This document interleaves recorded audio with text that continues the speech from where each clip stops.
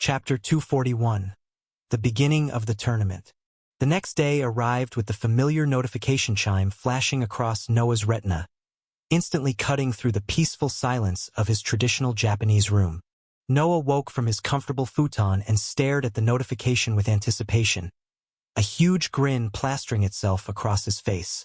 This familiar morning alert had become more valuable to him than any good morning greeting from a beautiful girl could be. You have been awarded your daily income, $468,000. You have been awarded your daily income. Amulet of Protection, Tier 5. You have been awarded your daily income. Eye of Apollo, Tier 5. Nearly $500,000 alongside 2 Tier 5 magical artifacts as daily income represented the kind of morning windfall that made waking up genuinely exciting. The financial security and magical resources accumulating automatically while he slept never failed to make him feel good. Noah had deliberately chosen to receive the Eye of Apollo instead of the $150,000 cash equivalent for the mystical herbal tea income stream. The system's flexibility allowed him to select any previous purchase that had been registered for a specific product, giving him strategic options beyond simple monetary rewards. Although the Eye of Apollo was technically worth less in pure market value, approximately $110,000 compared to the tea's $150,000 equivalent. Noah had made the choice for reasons that went beyond immediate financial gain. The decision stemmed from his respect for Lola and recognition of what the artifact likely meant to her personally. He wanted to eventually return the original Eye of Apollo she had traded for the mystical herbal tea, understanding that such a powerful item probably held significance beyond its monetary worth. Based on her generous personality and their growing relationship, Noah was confident that Lola would gladly accept the return of her original artifact in exchange for one of the mystical herbal teas that formed part of her daily employment compensation. She's always been more than fair in our dealings, Noah thought with warm appreciation for her character. But his desire to return the Eye of Apollo went deeper than simple business courtesy. As the displaced princess of the Liline clan, Lola had been forced to fend for herself from a very young age after witnessing her family's brutal assassination. The Eye of Apollo had likely been acquired through blood, sweat, and tears during her years of exile and preparation for eventual vengeance. Alternatively, the artifact could represent a precious family relic, one of the few tangible connections she retained to her murdered parents and heritage. Either way, the Eye of Apollo probably held sentimental value that went beyond its considerable magical and monetary worth. Returning it would be a gesture of respect for her and acknowledgement of the sacrifices she'd made to survive and grow stronger. A small gesture, but meaningful ones matter most to people who've lost everything. The morning light filtering through his traditional windows reminded Noah that tournament activities would soon begin. Host: Noah Carter. Age 28. Shop Level 2. Daily revenue: $736,500 or equivalent. Current assets: $11,178,840. Shop points: 25,110. Attributes: Strength, 60. Vitality, 60. Intelligence, 60. Agility, 60. Skills: Level 11 Smiley Face Swordsmanship. Level 10 Smiley Face Mana Control, Aura, Wind Manipulation, Body Tempering. Level 3 Smiley Face Surviving on Ramen, Cooking, Finance, Gaming. Level 2 Smiley Face Programming. After checking his status, Noah suddenly placed his palm against his face in genuine regret and annoyance at his own oversight. He had possessed the financial capability to purchase the next shop item yesterday, but his excitement over hitting certain financial milestones had made him completely forget about expanding his product line. Too many things happening at once, Noah muttered softly to himself with frustration. The tournament, training, managing 2 warring kingdoms. Forget it. There's no use crying over spilt milk. I'll just buy it now. Noah stepped through his portal into the shop, where he found Lola sitting behind the counter engaged in playful interaction with Leo. She didn't have much work to occupy her time, and entertaining herself alongside the young lion had become an enjoyable way to pass the quieter moments. "Good morning," Noah said as he entered. his voice carrying the warmth that had become natural whenever he saw her. Lola looked up from Leo with that smile that never failed to make his chest tighten slightly, the one that managed to be both innocent and knowing at the same time. "Well, well," she purred, her ruby eyes sparkling with mischief. "Someone looks refreshed this morning. Did you sleep well? Alone?" The way she emphasized the last word carried just enough suggestion that would have made the previous Noah's cheeks warm. "I slept fine, thank you. How was your night shift?" Noah replied, keeping his voice calm and steady, despite the way she was looking at him. "Peaceful," Lola said, rising gracefully from her position. "Though I found myself wondering what you were up to. You seemed tense when you left yesterday." Her movement brought her closer to him, close enough that he caught the subtle scent of something that reminded him of midnight flowers. "Just some personal preparation," Noah managed, acutely aware of how her presence seemed to make the shop feel smaller somehow. She hummed with obvious amusement at his slightly flustered state.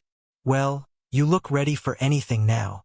The compliment, delivered in that voice that always seemed to carry hidden meanings, made Noah grateful for his enhanced constitution. Otherwise, his heart rate might have given way.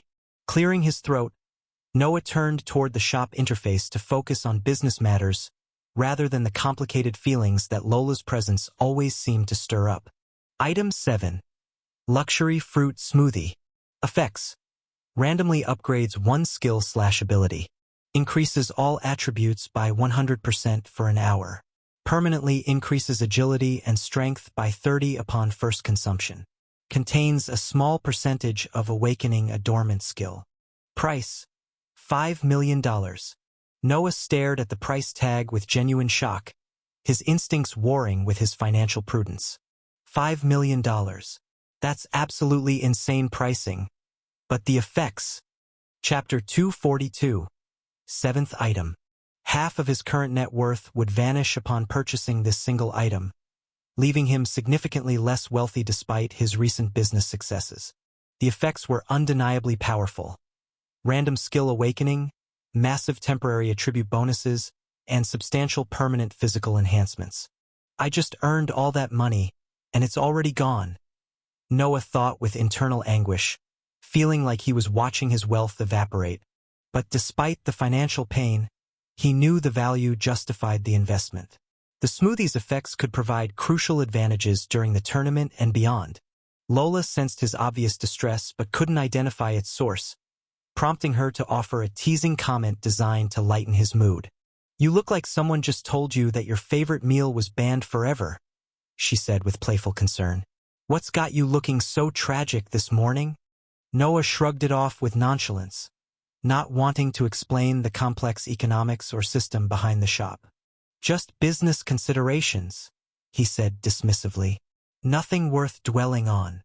Lola studied his expression for a moment longer before deciding not to push further.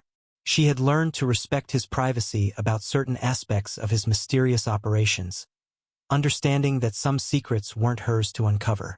Without further hesitation, Noah confirmed the purchase despite the astronomical cost. $500,000 deducted.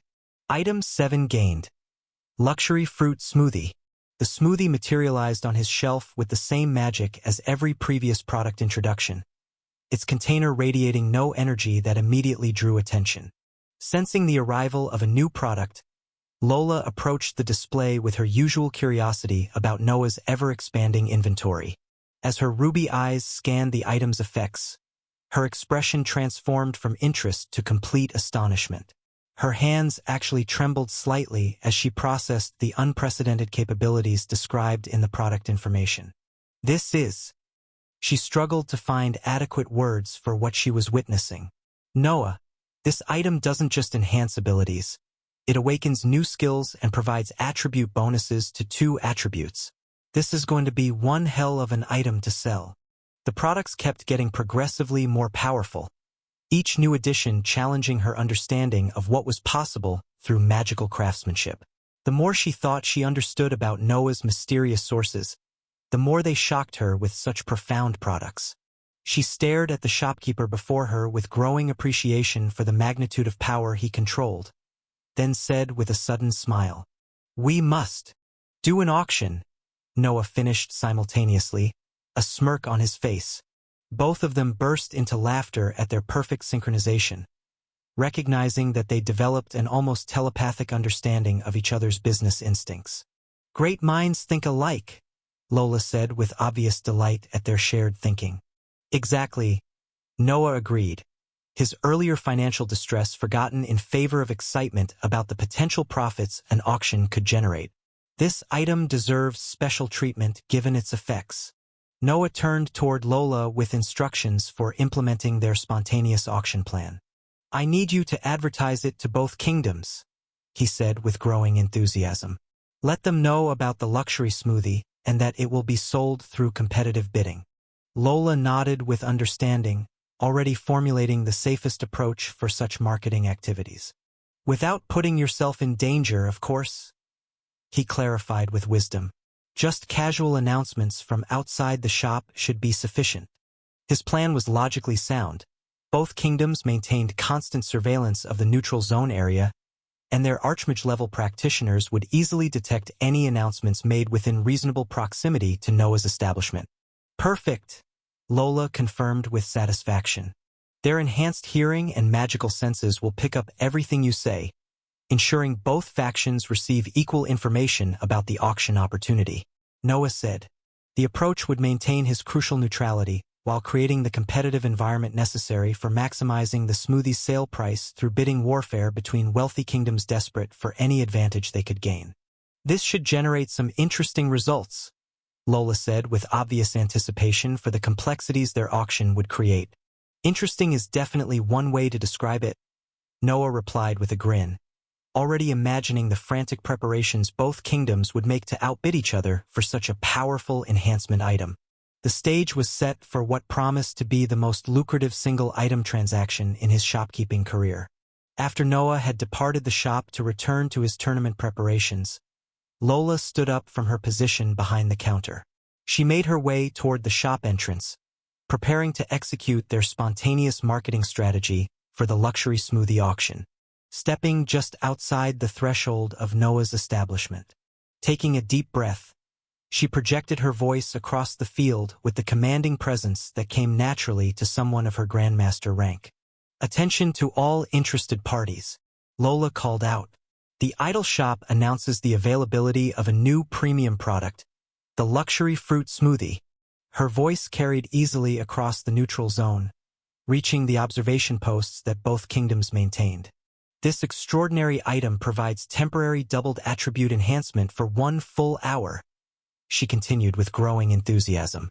"Additionally, it grants permanent strength and agility, increasing both by 30 points each." The announcements grew more dramatic as Lola revealed the smoothie's most unprecedented capability.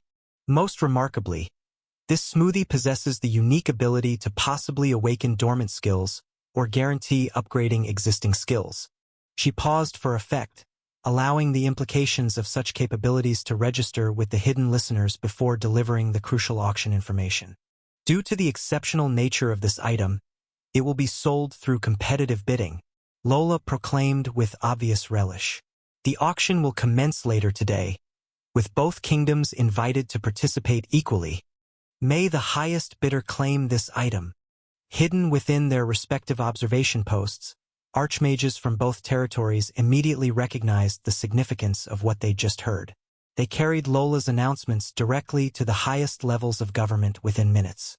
In the Sunward territories, communication arrays flared with urgent light as Elena's colleagues transmitted the auction news. The luxury smoothie's capabilities weren't to scoff at. Increasing the level of a skill, even if it was a random one, was still unprecedented. At their high levels, increasing the level of a skill was as hard as climbing a large mountain as a mortal. Meanwhile, Shadow Elf communication networks pulsed with dark energy as Kale's intelligence network relayed identical information to Lord Regent Darian's War Council. The prospect of gaining skill awakening abilities and massive attribute enhancements sparked immediate interest. Both kingdoms began frantic preparations for the evening's auction, mobilizing treasury resources and gathering their most valuable artifacts for potential trade combinations that might secure victory in what promised to be the most expensive bidding war in either realm's recent history. Chapter 243. The tournament begins.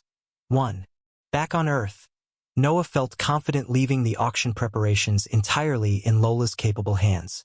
She possessed both the strength and cunning necessary to manage whatever complexities might arise, as long as she was in the shop.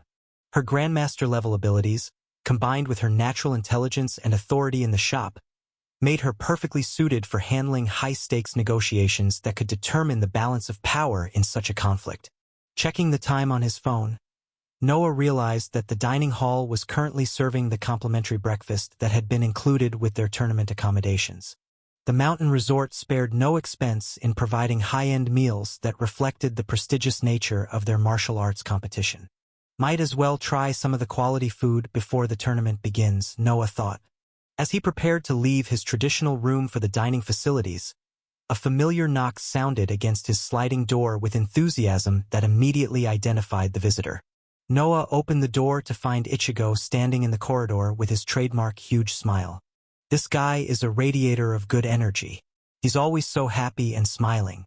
Oh, you're awake? Good, Ichigo declared with obvious pleasure at finding Noah available. Want to get some breakfast together? You've heard it yesterday. The food is going to be really good, Ichigo said, rubbing his belly as if preparing for the upcoming feast. His invitation was friendly, just like all his other interactions. Noah wasn't sure whether Ichigo simply enjoyed his company or whether he was just like that. But either way, he decided to accept the invitation. Perfect timing. I was just heading to the dining hall myself. Awesome. Ichigo's smile somehow managed to grow even wider. I heard they serve an incredible traditional Japanese breakfast here. Multiple courses, fresh ingredients, the whole authentic experience. His excitement about the food made Noah smile faintly. That sounds great. Let's get going then. Noah agreed, stepping out of his room and securing the traditional door behind him. As they walked together through the resort's elegant corridors toward the dining facilities, Noah found himself appreciating Ichigo despite the competitive environment that surrounded them. It's refreshing to find someone who just says what's on his mind, Noah reflected with genuine warmth. He knew that Ichigo wasn't simply trying to get close for any ulterior motives. He had checked using the Eye of Apollo, a Tier 5 artifact that wouldn't miss, especially on Earth. Inside the dining hall, Ichigo and Noah took their portions from the impressive buffet spread and surveyed the available seating options. The facility's attention to luxury was evident in every detail, from the traditional Japanese table settings to the quality of the serving dishes. Several competitors had already arrived when they entered, scattered across various tables in small groups or eating in solitary concentration. The atmosphere carried a mixture of pre-competition tension and appreciation for the exceptional hospitality being provided. Noah and Ichigo selected one of the many large tables that could comfortably seat up to 6 people, its spacious design reflecting the resort's commitment to providing premium accommodations for their tournament participants.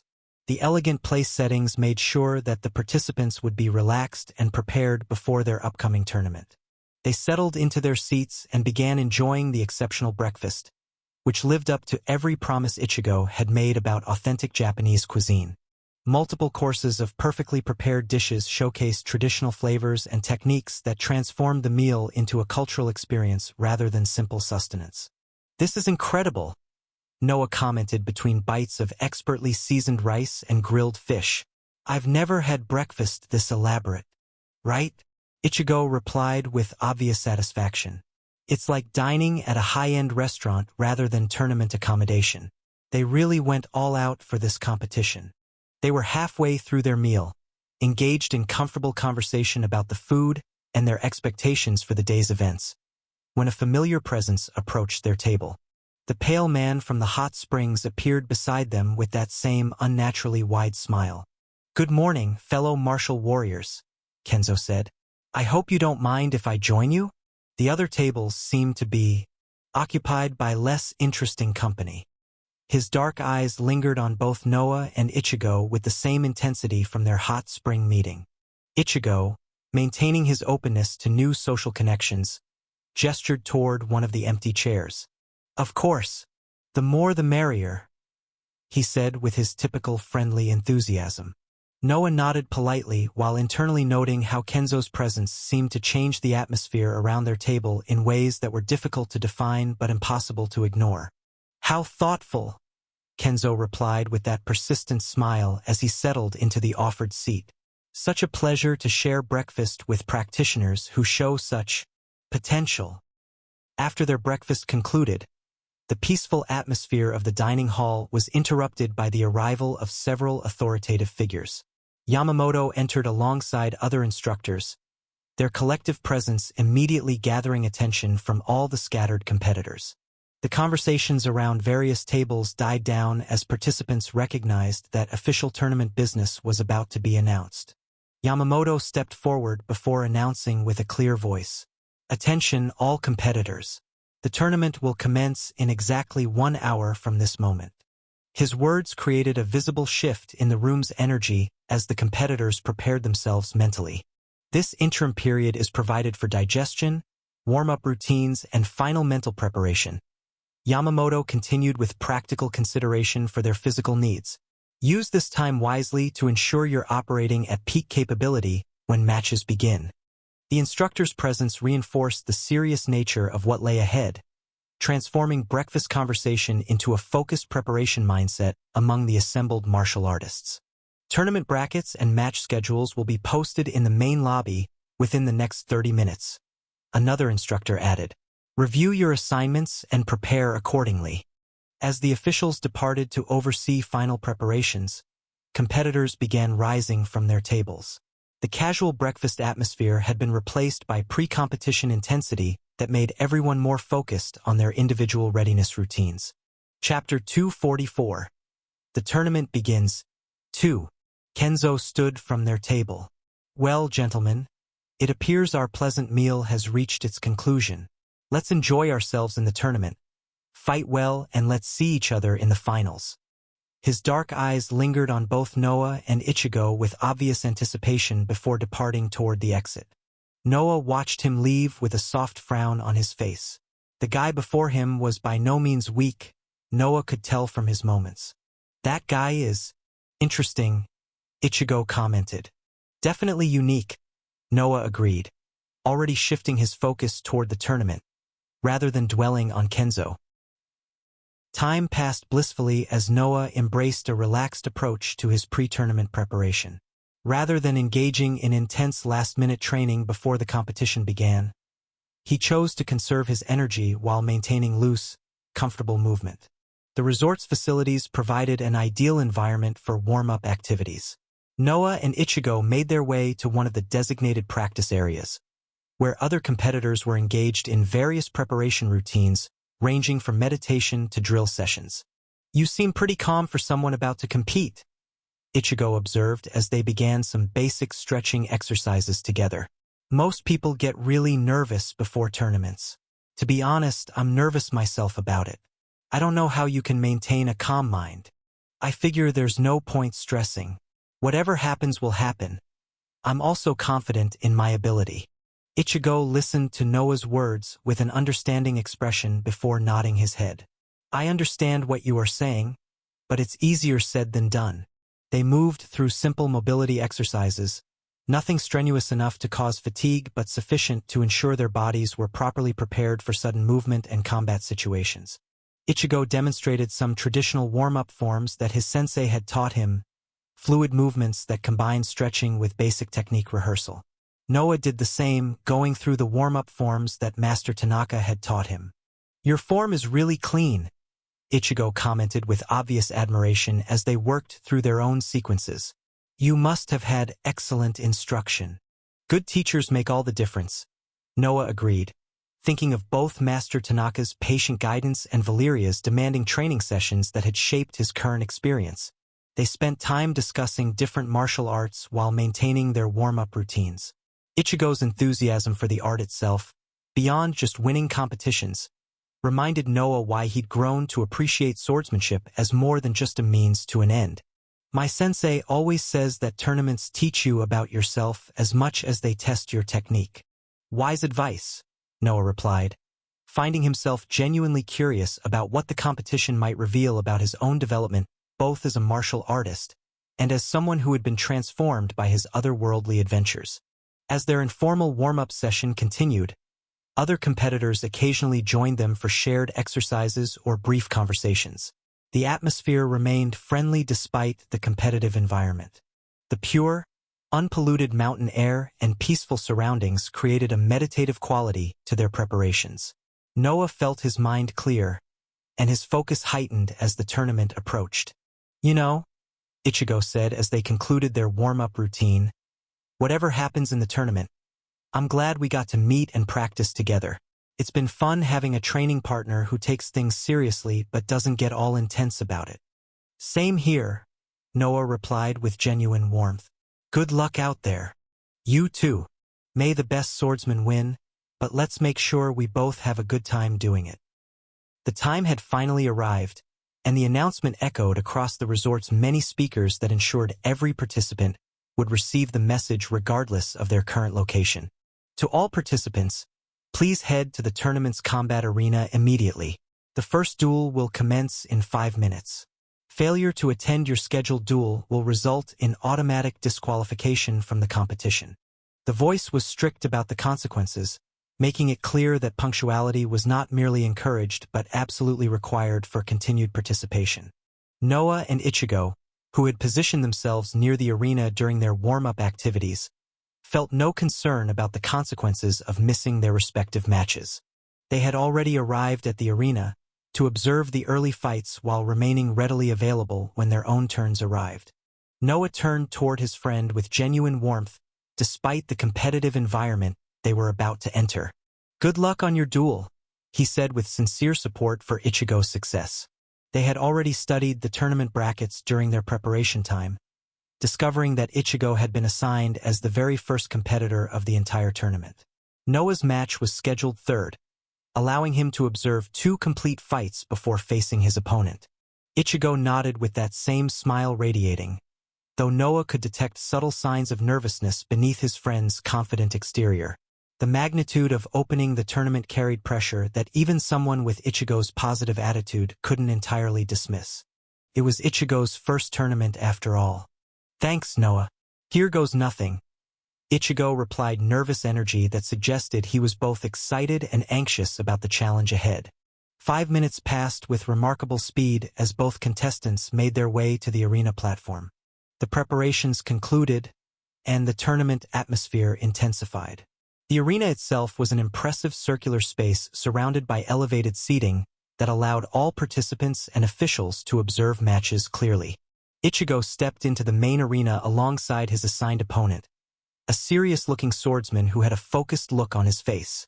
Noah could tell from the man's demeanor that he had years of practice and experience under his belt.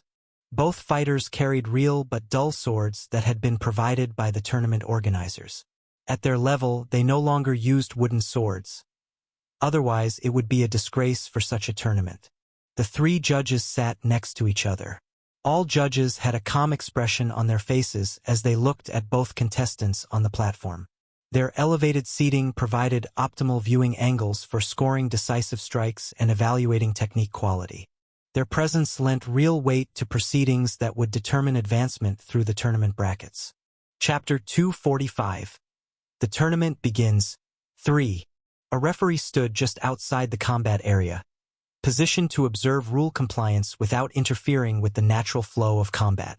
His role was crucial but deliberately unobtrusive, stopping fights when necessary while allowing competitors to demonstrate their skills without unnecessary interruption. The other tournament participants gathered in the spectator areas with obvious intent. Everyone wanted to gain insights about potential opponents, studying fighting styles, identifying strengths and weaknesses, and developing approaches that would provide crucial advantages in future matches. Noah found himself analyzing both fighters, noting subtle details about their stances, grip positions, and preliminary movements that revealed aspects of their training backgrounds and probable combat approaches. He wasn't analyzing for the same reason as other competitors who wanted to gain advantages. He merely did so out of interest. Ichigo's opponent favors a more defensive posture, Noah observed. Probably trained in traditional schools that emphasize patient countering rather than aggressive offense. Meanwhile, Ichigo's stance carried the balanced positioning that suggested adaptability rather than rigid adherence to specific traditional forms. His form was what swordsmen called the fluid form. His mixed heritage has produced a fighting style that could shift between different approaches as circumstances required. Fighters, prepare for combat, the referee announced. Standard tournament rules apply. Victory by decisive strike, surrender, or referee stoppage. Begin when the leaf hits the platform. The referee stood in the middle of the combat arena before dropping a leaf that he had held. After dropping the leaf, he left the arena. The arena fell silent except for the subtle sounds of breathing as both competitors settled into their opening positions, waiting for the leaf to hit the floor. The crowd of watching participants leaned forward with collective attention focused on what would set the tone for the entire tournament. This is it, Noah thought with growing anticipation. Time to see what level of skill this competition actually represents. The leaf finally fell, and the tournament had officially begun. Ichigo and his opponent immediately closed distance and began their careful approach, each fighter testing distance and timing while searching for openings that might provide an advantage. The tournament had officially begun, and every participant understood that the next few minutes would reveal some information about whoever emerged victorious. Clang! The first clash of swords rang out across the arena, announcing that the tournament had moved beyond ceremony into genuine competition where skill, strategy, and determination would determine advancement. Every participant understood that the next few minutes would reveal information about whoever emerged victorious from this opening match. Noah watched with keen interest as both fighters began their initial exchanges, his perception allowing him to analyze their techniques with unprecedented clarity. Clang! Ichigo's blade met his opponent's defensive guard in the first serious exchange, both fighters testing each other's strength and reflexes through controlled contact. The defensive fighter, whose name card identified him as Kenji Matsuda, responded with a classical counterattack that flowed directly from his successful parry. His technique was textbook perfect. Clang! Swish!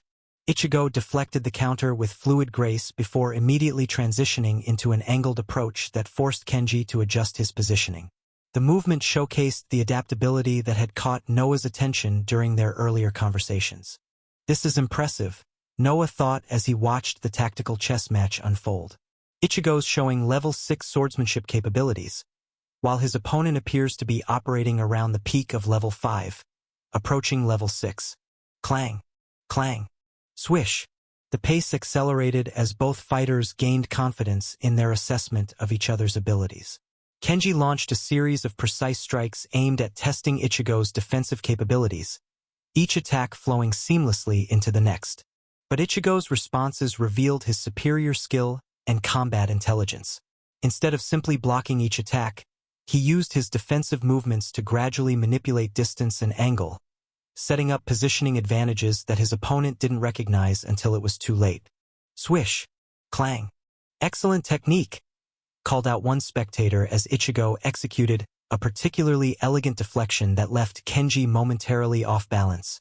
Ichigo pressed his advantage immediately, launching a combination attack that blended Eastern and Western styles. His strikes came from unexpected angles, forcing Kenji to abandon his comfortable defensive patterns in favor of more desperate evasive maneuvers. Clang! Whoosh! Clang! Kenji's classical training served him well as he managed to barely maintain his defense despite the increasing pressure. His textbook form remained remarkably consistent even under stress. But Ichigo's fighting style provided options that Kenji couldn't easily counter. Ichigo shifted between conventional attacks and innovative combinations that challenged Kenji's ability to predict and respond effectively. Swish! Clang! Thwack! The sound of metal striking flesh announced Ichigo's first clean hit, a controlled thrust that would have been a killer had the sword been sharp, but it only scored as touching in the tournament rules. Point to Ichigo, the referee announced, though the match would continue until one fighter achieved a decisive advantage or 3 clean strikes. Kenji's response showed both frustration and determination as he abandoned his purely defensive approach in favor of more aggressive tactics. His attacks carried greater power but sacrificed some of the precision that had been the star of his earlier performance. Clang! Clang! Whoosh! Ichigo adapted to the increased aggression with remarkable composure, his fluid stance allowing him to absorb and redirect his opponent's offensive pressure. Rather than matching aggression with aggression, he focused on maintaining superior positioning while waiting for openings created by Kenji's more desperate attacks. Swish! Clang! Crack! Another clean strike came from Ichigo, this time a diagonal cut that slipped past Kenji's guard. Point to Ichigo! The referee called again, bringing the score to 2 decisive strikes in Ichigo's favor. Kenji's body started amassing injuries. These were real metal weapons. Although not life-threatening, they were still very powerful and effective. Sensing that continuing down his current approach would lead to his eventual loss and possibly threatening injuries, Kenji made a final assault with desperation. He could see the time running out and he had to do something, otherwise his loss was inevitable. Kenji launched a powerful combination that showcased the full extent of his classical training. Each movement executed would have impressed any traditional master. Clang! Clang! Clang! Swish! But Ichigo's superior level of swordsmanship shone through in his response. Instead of simply defending against the barrage, he used Kenji's committed attacks to create the opening he needed for a decisive counter that would seal the duel. Swoosh!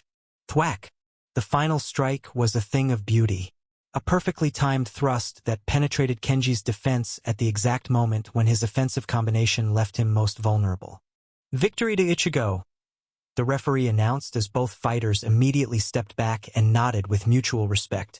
The spectators and competitors watching slowly started applauding in appreciation for both competitors, recognizing that they had witnessed a match between skilled practitioners who had pushed each other to demonstrate their best capabilities. Noah found himself impressed by Ichigo's performance, noting how Ichigo had maintained both technical excellence and good sportsmanship throughout the intense competition. He is not bad at all, although I still feel like he was hiding his true power. Noah observed with growing respect. He's going to be a formidable opponent. Ichigo descended from the platform and made his way to Noah with a wide smile on his face. Chapter 246. Noah's First Duel. Ichigo retrieved a bottle of water from his bag and gulped it down in one motion, disappearing rapidly down his throat. Ah! He exhaled with obvious satisfaction, wiping his mouth with the back of his hand before breaking into his usual smile. That was really intense, Ichigo said while glancing toward Kenji, who was gathering his equipment with a dejected, gloomy expression. He was a genuinely skilled opponent. I learned a lot from fighting someone with such disciplined classical technique. Noah smiled at Ichigo's humble assessment but chose not to reply. Ichigo's modesty was admirable, but Noah had detected something that his friend wasn't saying out loud. He had clearly been holding back significant portions of his true capability during the match. He was operating well within his comfort zone, Noah observed silently. The question is how much power he was actually concealing. Ichigo's victory had looked challenging from a spectator's perspective, but Noah recognized the subtle signs of someone who had maintained reserves throughout the competition. The fluid adaptations, the transitions between techniques, and the way he'd controlled distance and timing all indicated capabilities beyond what had been displayed. Smart strategy, Noah thought. Don't reveal everything in early rounds when you don't need to. The announcer's voice echoed across the arena, interrupting Noah's analysis of his friend's performance. 5-minute preparation period for our next competitors. Fighters should use this time for final warm-ups and mental preparation. The brief intermission allowed spectators to discuss what they'd witnessed while giving the next pair of fighters time to settle their nerves and make any final adjustments to their equipment or strategy. Noah watched as the second match participants took their positions. The fight that followed proved Noah's assessment correct. Both fighters operated at the level 5 to 6 range, which seemed to represent the tournament's general standard, but their styles created fascinating problems that pushed both competitors to their limits. Clang! Clang! Swoosh! The exchange was brutal and unforgiving, with neither fighter willing to give ground or accept defensive positions. Their techniques flowed between attack and counterattack, creating a back-and-forth duel that showcased their pure skill. Crack! Thwack! The decisive moment came when one fighter committed too heavily to what appeared to be a winning combination, only to find himself trapped in a counter that resulted in a clean break of his forearm against his opponent's perfectly timed attack. Ah! The cry of pain echoed across the arena as the injured fighter staggered back, clutching his obviously damaged arm while his opponent immediately stepped away to avoid causing additional harm. Medical assistance required, the referee called out, bringing the match to an immediate conclusion while tournament staff rushed to provide proper care for the injury. Noah processed what he'd observed with a growing understanding of the competition's average skill level. 3 contestants so far had demonstrated skill in the level 5 to 6 range, suggesting that the tournament organizers had successfully gathered practitioners of impressive ability. He decided to follow the same strategy as he watched the injured fighter receive medical attention. I'll operate at level 6 during my match unless my opponent is strong and requires escalation. The approach would allow him to compete effectively while maintaining the mystery surrounding his true capabilities, an advantage that could prove crucial in later rounds when more skilled opponents might appear. Another 5 minutes of preparation were announced, and the familiar voice of the tournament coordinator rang across the arena. Both contestants, please report to the combat platform for your scheduled match. Ichigo immediately turned toward Noah, delivering a firm back pat of encouragement. Go kill it out there. Show them what you're made of, Ichigo said with a broad smile. Noah appreciated the gesture. Thanks, I'll do what I can. Noah calmly ascended to the platform. His confidence was evident but not arrogant. He had the bearing of someone who understood his capabilities without needing to prove anything through posturing. He settled into a relaxed waiting position, using the brief interval to center his mind and prepare for whatever challenge his opponent might present. A moment later, his designated opponent arrived on the platform with a composed expression. The man appeared to be in his mid-30s, which was considered the prime age for martial artists, where experience balanced perfectly with physical power. His brown hair was neatly maintained, and his brown eyes were focused and unyielding. His movements suggested confidence without overconfidence, respect for the art without fear of competition. The opponent approached Noah with a respectful stance, nodding with courtesy before speaking with traditional martial arts etiquette. May the best swordsman win, he said with sincere respect that acknowledged both the competitive nature of their encounter and the mutual honor inherent in testing skills against worthy opponents. Likewise, Noah replied with matching courtesy, appreciating his opponent's approach to what promised to be an exciting contest. The referee positioned himself appropriately before beginning the familiar ceremonial routine that marked the beginning of each match. Standard tournament rules apply. Victory by decisive strike, surrender, or referee stoppage. Begin when the leaf touches the platform. The leaf was released, and both fighters settled into their opening stances as it descended with slowness that built tension throughout the watching crowd. As combat commenced, it became immediately clear to Noah that his opponent operated at approximately level 6 swordsmanship. His opponent was certainly not weak by any reasonable standard. Against most of the previous competitors, this man would likely have emerged victorious through his superior skill and experience. Unfortunately for him, poor bracket placement had resulted in facing Noah, making his defeat almost inevitable regardless of his good skill level. He's good, Noah acknowledged with honest respect as they began their initial exchanges. Just not good enough to beat me. Noah maintained his predetermined level 6 rhythm, matching his opponent's technical skill, while carefully concealing the true extent of his abilities. To spectators, it appeared to be an evenly skill-matched contest between practitioners. Clang, clang, swish. But as the fight progressed, subtle differences became apparent to those with trained eyes. Chapter 247. Duel 1. Clang. Whoosh. Thwack. What became increasingly clear to the watching crowd was that Noah represented a genuinely strong competitor.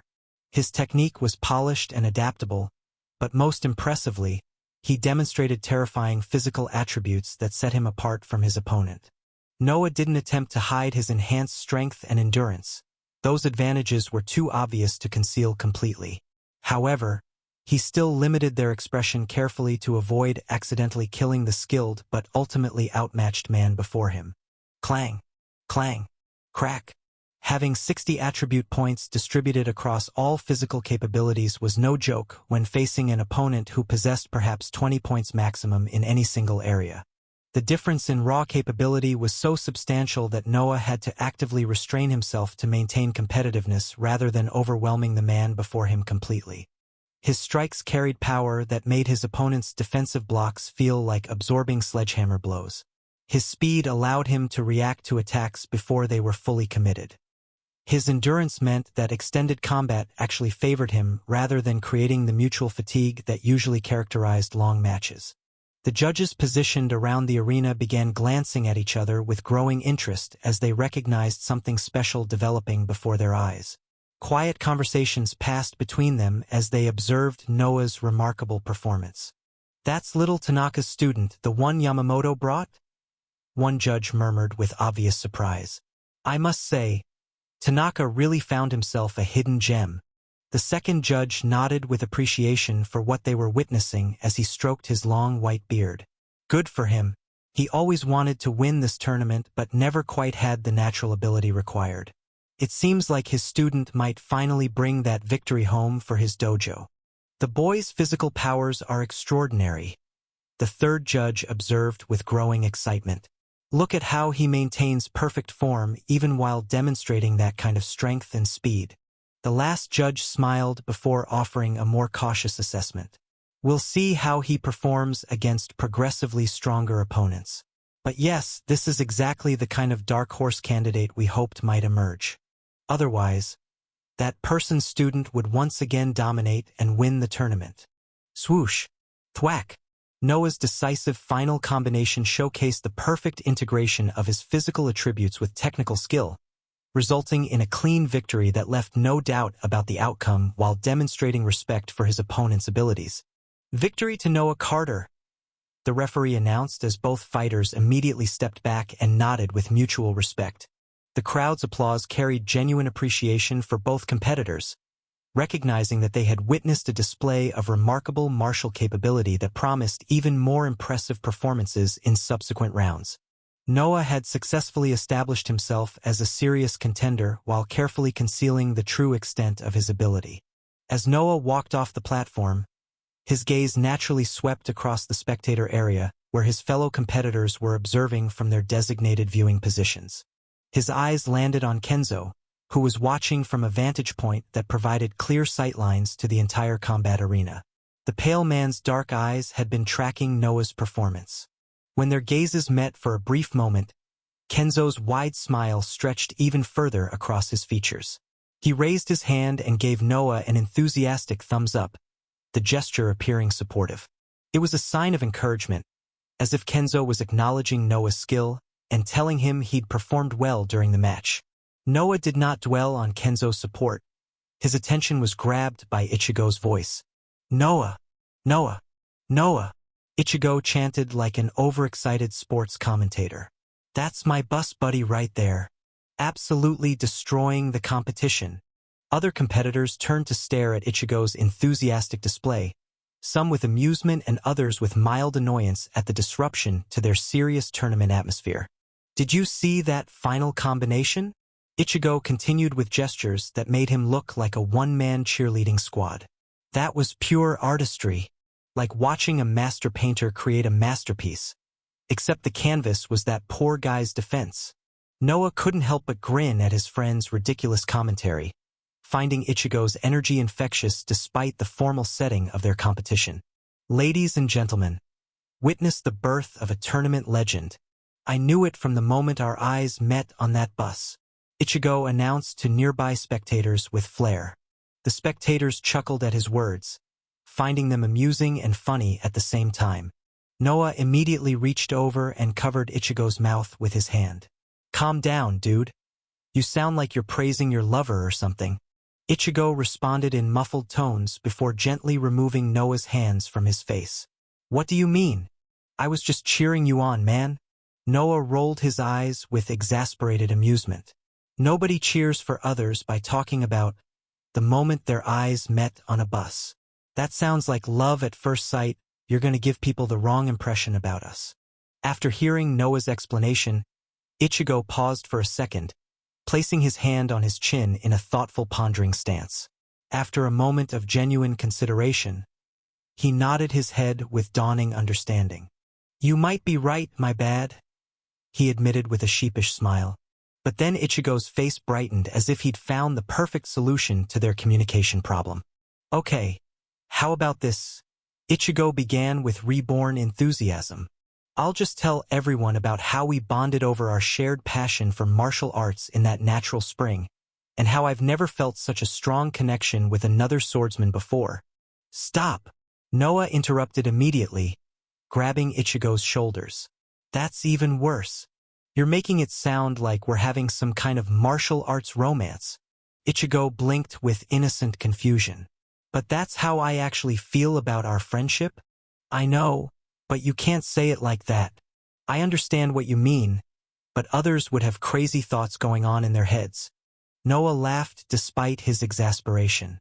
Both of them burst into genuine laughter at the absurdity of the situation, their amusement drawing smiles from nearby spectators who couldn't help but appreciate their obvious friendship despite the unintentionally romantic undertones of Ichigo's support. Chapter 248, Good Sales.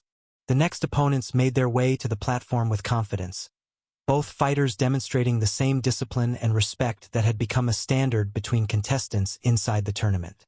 Noah watched the initial exchanges, noting that both combatants operated within the level 5 to 7 range that seemed to represent the tournament's general standard. Their techniques were solid, and their tactical thinking was sound, but nothing particularly surprised him after witnessing two similar matches. More of the same skill level, Noah observed with growing understanding of the competition's overall capabilities. Good fighters, but not extraordinary. After several minutes of observing the combat, Noah decided he had gained sufficient information about the tournament's participant quality. There were 8 total fights scheduled for this elimination stage, with 16 contestants, including himself, competing for advancement. He had already been notified that the next stage would occur tomorrow, the quarterfinals that would narrow the field to the tournament's most skilled participants. Based on the reactions of spectators and other competitors, reaching the quarterfinal stage was already considered a significant achievement for any martial artist. The prestige associated with advancing that far suggested the tournament's reputation extended well beyond this mountain resort. Noah turned toward Ichigo, who remained completely absorbed in analyzing the ongoing match with obvious fascination. I'm heading back to my room, Noah said quietly. Are you planning to stay and watch the remaining matches? Ichigo nodded enthusiastically without taking his eyes off the combat platform. Definitely staying. I'm really enjoying this, and it's important to study potential competitors. Every little detail about their fighting styles could be useful tomorrow. His dedication to learning from observation demonstrated his serious approach, which had probably contributed to his current skill. Good luck with your analysis. Noah departed from the spectator area, making his way back through the resort's traditional corridors toward his assigned quarters. If he hadn't been confident in his supernatural abilities, or if he didn't have a shopkeeping responsibility that required his attention, he would have remained to study every opponent's capabilities in detail.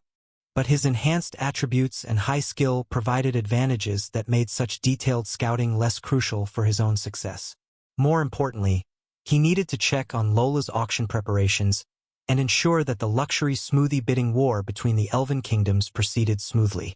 Arriving inside his traditional room, Noah settled onto the comfortable tatami mats and began unwinding from the day's competitive activities. The familiar sliding doors and elegant minimalist design provided a peaceful environment.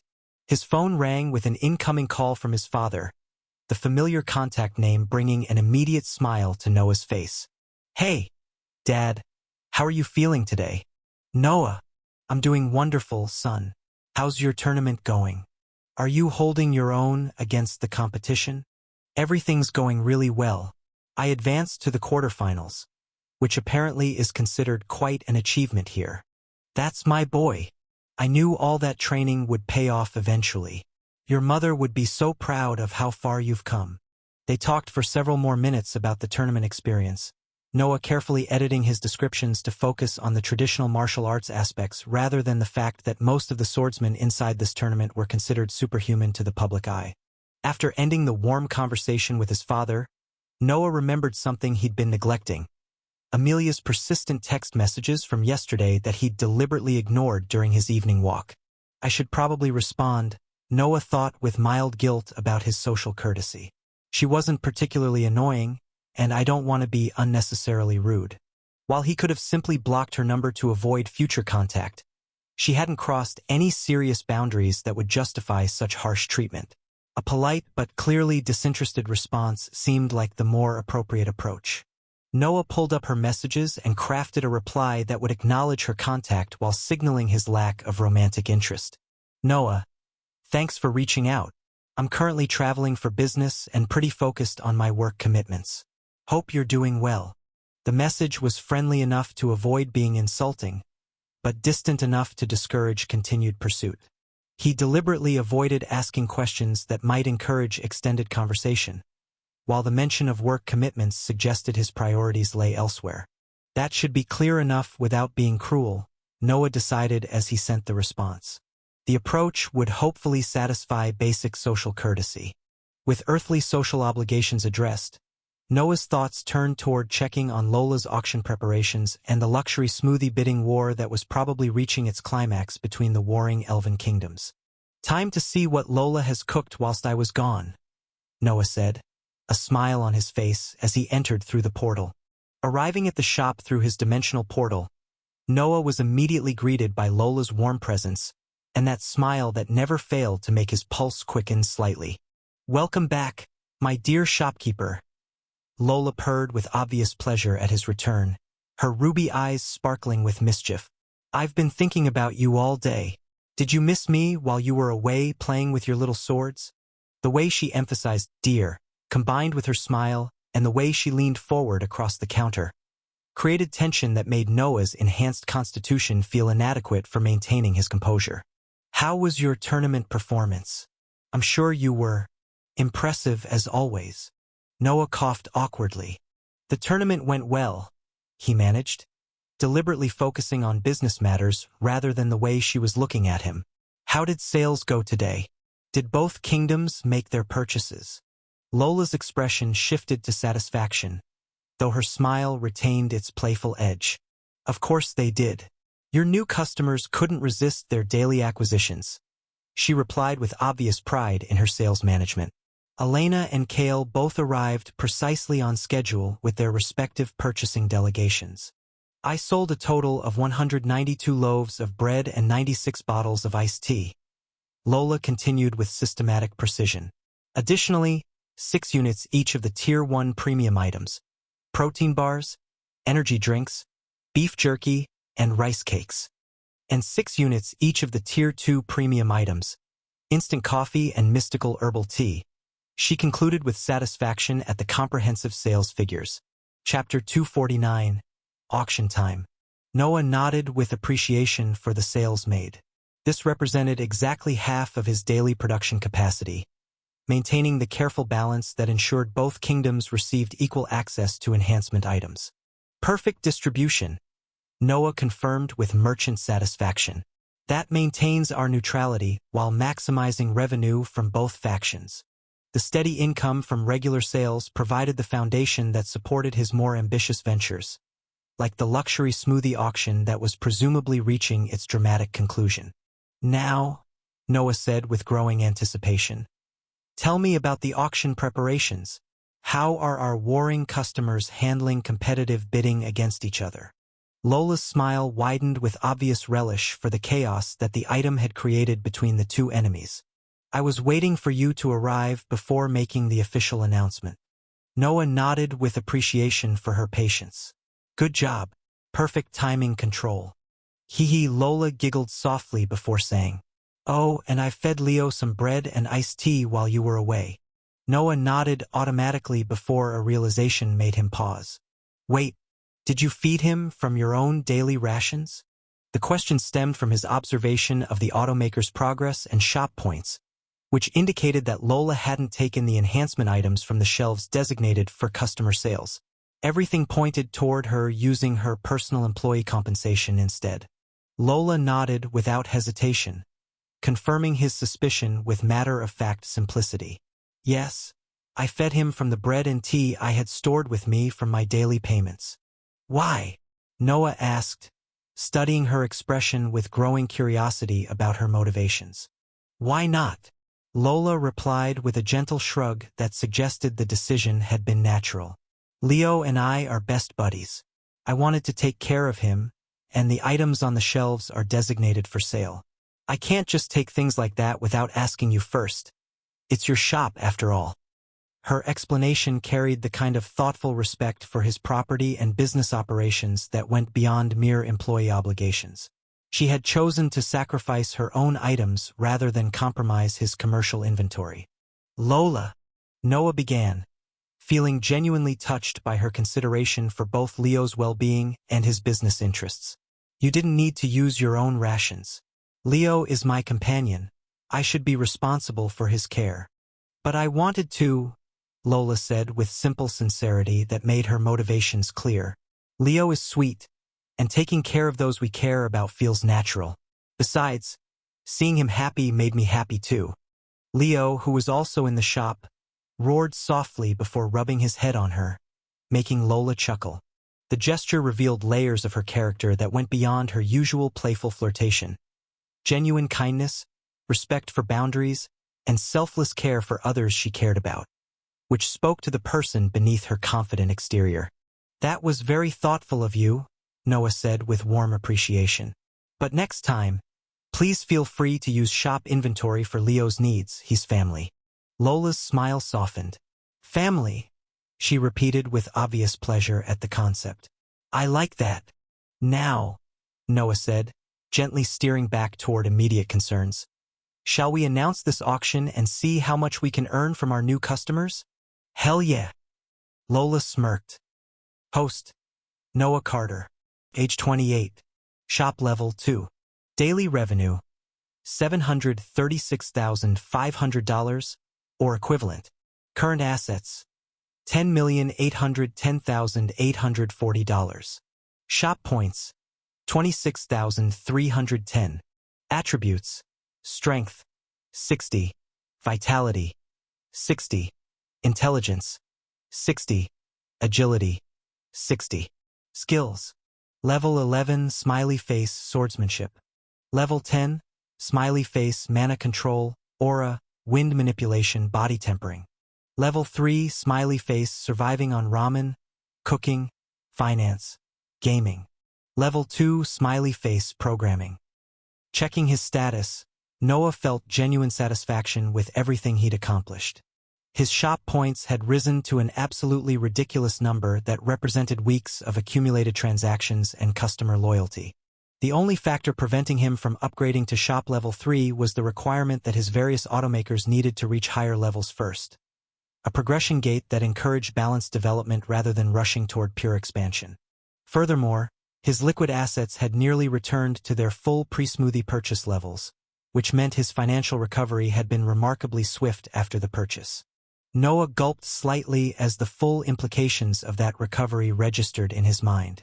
Half a day's worth of sales from the Elven Kingdoms had generated nearly $5 million in revenue. The number was so staggering that Noah had to pause for a moment to process what it meant for his overall earning potential. Combined with his daily passive income of $736,500, his effective daily earnings approached $10 million when active sales were included. $10 million per day, Noah thought with genuine awe. The transformation from struggling software developer to multimillionaire entrepreneur still felt surreal. But the numbers didn't lie about his remarkable ascension through magical enhancement sales.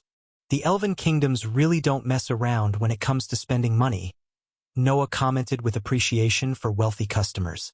Lola nodded with mock seriousness. Well, they are elves after all. Those long ears, large mana pools, and high affinity to natural elements gave them an advantage that other races didn't have. Noah held his laugh for a second before he burst out laughing, unable to continue holding it in. What do their ears have to do with anything? Lola's expression remained perfectly deadpan as she delivered her explanation with the confidence of someone sharing an established scientific fact about the elves. Obviously, the longer the ears, the better they can hear the sound of golden coins clinking together, she said with complete sincerity. It's basic elven biology. She gestured toward her own ears for comparison. See? I have small ears and I'm poor. There is a correlation over here, Noah. Noah doubled over with laughter at her completely ridiculous explanation. That's the most absurd thing I've ever heard. Chapter 250, Plots and Plans. But that does explain why their ears kept twitching when they were in my shop. Noah managed between laughs. They're literally radar dishes for detecting treasures. Exactly. I'm glad you understood what I meant. Lola nodded with satisfaction at his understanding.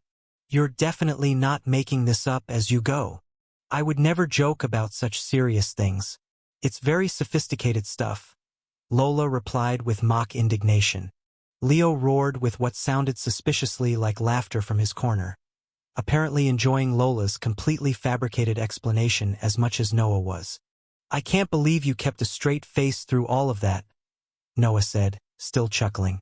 As Noah prepared to announce that the auction would begin soon, the ripple effects of anticipated warfare were already spreading throughout both elven territories.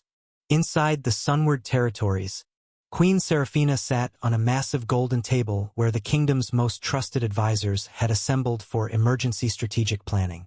Maps and reports covered every available surface. The luxury smoothie represents more than enhancement, Seraphina declared with absolute conviction. Whoever claims it gains access to skill-awakening abilities that could reshape our entire magical hierarchy. There is a chance that I could possibly awaken the heritage skill of the first elf queen. Once I awaken that skill, those filthy, corrupted elves will have no chance at fighting us anymore. We need to get this item. It's a must, even if we have to cause a bloodshed. As long as it's for the greater good, everything will be fine. Elena stood at attention beside detailed notes about the auction announcement. Your Majesty, our treasury can support bidding up to 100,000 golden coins, Elena said cautiously, her tone respectful but edged with doubt. But is that not excessive? Spending so much for a single item? We could simply take it from that human. I have seen him more than once. His succubus companion is strong, yes, but in the grand scheme of things, she is little more than a distraction. We could force them out of that shop and claim the artifact directly. From what I've observed, it must be some ancient relic they stumbled upon by sheer luck. The queen did not answer immediately. She stood motionless, her gaze distant, as if weighing Elena's words against calculations she had already made in silence. After a long pause, she shook her head. I have already considered that course, she said with a calm voice. But it is too dangerous. Do not mistake his apparent weakness for true weakness. Although I haven't seen him, the human exudes a confidence, the kind born of strength one cannot measure at first glance. If we act rashly, we risk turning a minor obstacle into a threat we cannot control. You are correct, however, that spending 100,000 coins on a single gamble, an item that may not even yield a new skill, is wasteful. Her voice hardened slightly before she continued. As for striking directly, it would be unwise. Let others test him first. The dark elves will move soon, that much is certain. If they strike at him, we will observe. If he is weak, then we can fight the dark elves for the relic. If he is strong, then we can ally with him against the dark elves and finally have the advantage we always needed. We will be the victors in both scenarios, as long as we are quick enough to react when things change. She raised her hand, cutting off any hidden or possible protest. For now, allocate 20,000 golden coins. Enough to draw attention in the opening rounds of bidding, but not enough to reveal our true hand. Our true aim will be the battlefield outside the auction hall, when chaos breaks and blood runs freely. That is when we will act. This item may well be the decisive edge our kingdom has sought for centuries. We cannot afford to waste the opportunity. General Marcus Ironbark leaned forward, a glimmer of approval flickering in his stern eyes. The old warrior had fought too long to mistake ambition for recklessness, and her words aligned with his own instincts. "Your Majesty, your strategy is flawless," he said, voice gravelly with conviction. "We wound two with one stroke. The dark elves will bleed for the ancient artifact, and the human will bear their wrath. If we fan the flames of the auction, drive the price higher, the elves will not be able to resist pursuing him for their coin as well." After all, they had lost the item and the coins. "Then, when the dust settles, we will know exactly what the human is capable of, and strike when it suits us." The queen inclined her head slightly, the ghost of a smile tugging at her lips. "Precisely. Let the others exhaust themselves in greed. We will be patient, and when the moment comes, we will be the only ones left standing." Prince Adrian's jaw tightened at the barely veiled suggestion of violence against the neutral merchant, though he remained silent about his concerns. Meanwhile, inside the Shadow-Veiled Dominion, Lord Regent Darian Nightshade commanded his council from a throne carved from volcanic obsidian, shadow magic writhing around his fingers as he processed the auction intelligence. "Skill awakening capabilities," he mused with dark satisfaction. "Exactly what I need to unlock the true heritage of the strongest element in existence, the shadow element. Once I awaken one of the ancient skills in my bloodline, I would be able to deal with that arrogant elf queen." Kale presented his analysis with a respectful tone. "My lord, conservative estimates suggest the light elves can afford 50,000 coins without significant strain. We should prepare to exceed that threshold substantially. Indeed, prepare for the auction and its aftermath. This smoothie will serve the Dominion. Knowing that harlot, she will play dirty." Shadow Mage Kale Walker smiled with malicious anticipation. "She can plan all she wants. We will overcome her with sheer power, like we've always had." Chapter 251, Rose Petal Candy. Noah watched as Lola departed the store to announce the auction timing to both kingdoms' representatives, her confident stride suggesting she was looking forward to the chaos that competitive bidding would create. With some time to himself before the auction began, Noah decided to make productive use of the idle room's daily availability.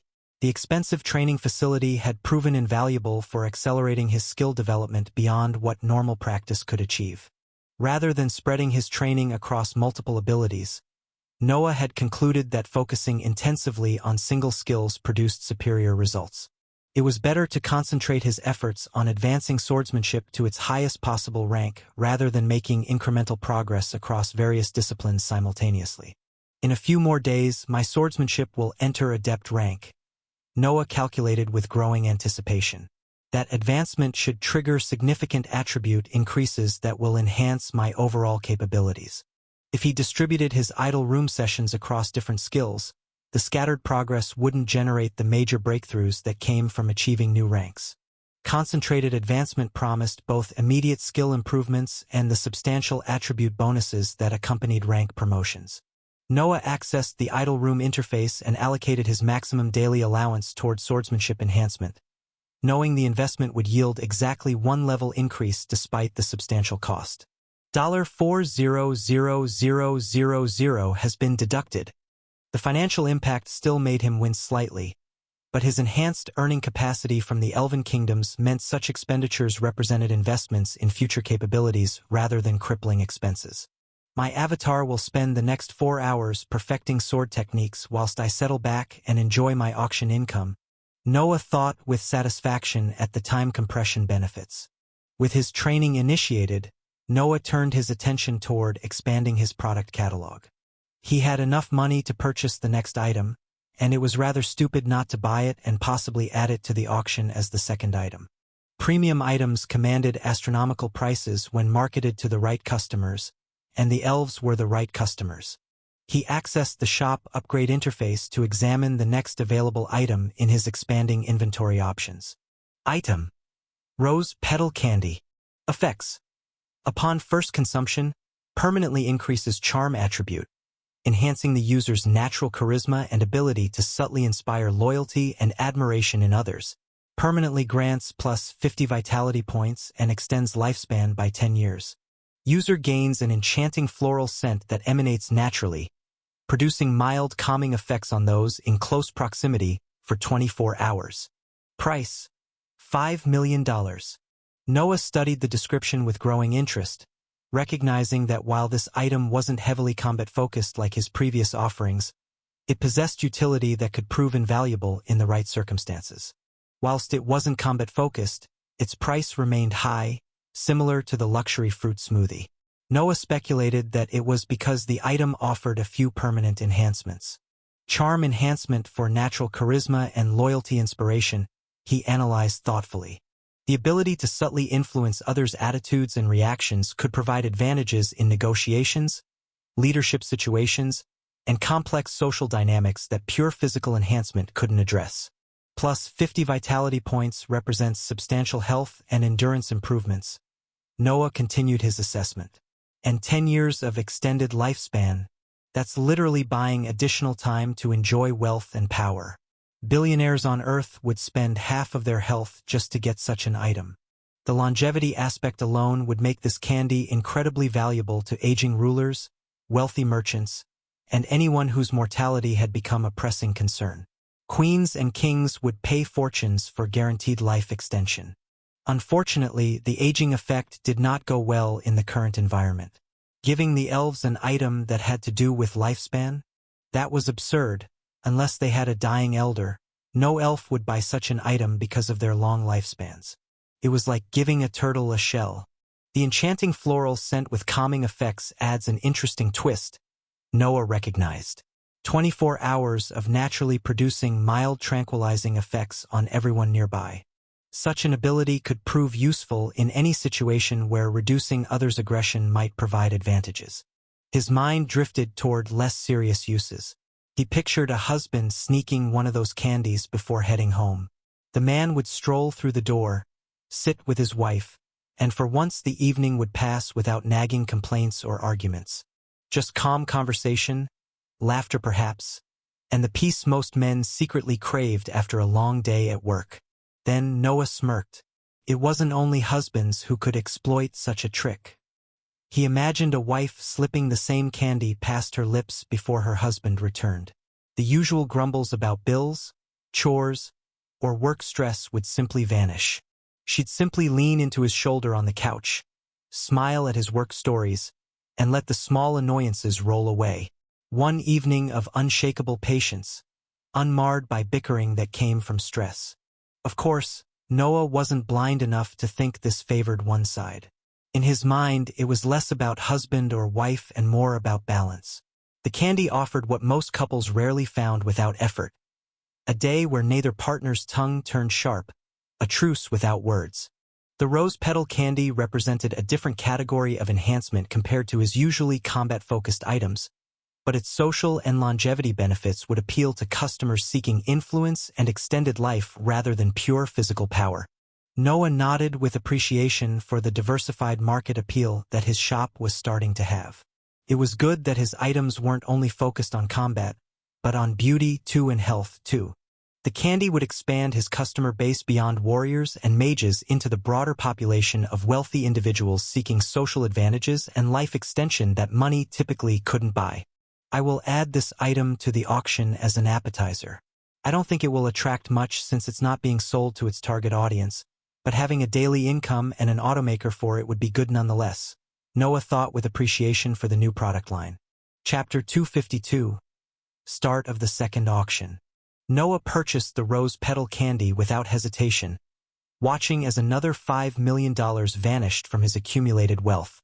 $500,000 deducted from assets. The substantial cost stung his merchant sensibilities, but the potential returns from such a unique enhancement item would justify the investment many times over. Upon completing the purchase, the candy materialized on his shop shelf. It appeared as a single confection wrapped in an extraordinarily luxurious wrapper. The packaging alone suggested premium quality that would justify premium pricing to discerning customers who valued both effectiveness and presentation. The door chimed with a familiar sound as Lola entered, her confident stride suggesting the auction announcements had proceeded exactly as planned. "Everything went perfectly," she reported with obvious satisfaction. "I've informed both kingdoms' representatives that the auction will commence in exactly 1 hour, just as you specified." Noah nodded with appreciation for her efficient handling of the communications. Although the auction won't be professionally organized, they'll have to accept our informal approach. Neither faction trusts the other enough to allow us to use their resources or facilities. Exactly, Lola agreed verbally while her ruby eyes casually went around. Her gaze landed immediately on the new item displayed on the shelf, its luxurious wrapper catching the light in ways that suggested something special and valuable. Instead of approaching to read the product description directly, Lola chose to ask Noah about it personally, a decision that would allow them to continue their conversation while satisfying her curiosity. "What's the new addition to our premium collection?" she asked with genuine interest, moving closer to him rather than toward the display case. Noah explained the rose petal candy's effects with growing enthusiasm as he detailed its unique combination of social enhancement and longevity benefits. Permanent charm attribute increases, 50 vitality points, 10 years of extended lifespan, plus an enchanting floral scent that produces calming effects on everyone nearby for 24 hours, he summarized. Lola's expression immediately lit up with excitement. Her ruby eyes sparkled with desire as Noah finished listing the benefits. Despite being overwhelmingly beautiful and naturally charming already, Lola found herself wanting that additional ability with surprising intensity. No matter how attractive someone already is, girls always want to be even more appealing, Noah observed with amused understanding of universal female psychology. "That sounds absolutely incredible," Lola breathed with obvious longing. The rose petal candy had clearly captured her attention in ways that his more combat-focused items hadn't, appealing to aspects that resonated with her. "I'm thinking of adding this to the auction as an appetizer," Noah suggested the plan in his mind. "What do you think about offering it alongside the luxury smoothie?" Lola pondered the proposal for a moment, thinking of ways that the Elven Kingdoms might respond to such an item. The life extension aspect won't be as compelling for elves since they already possess centuries-long lifespans naturally. But the vitality boost would definitely appeal to their warriors and mages who need enhanced endurance for prolonged conflicts.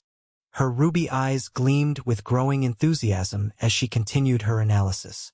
The charm enhancement, though, that's where things get interesting. The light elven queen might want the item to enhance her beauty. "You think they'll bid competitively for it?" "Absolutely," Lola confirmed with confident prediction.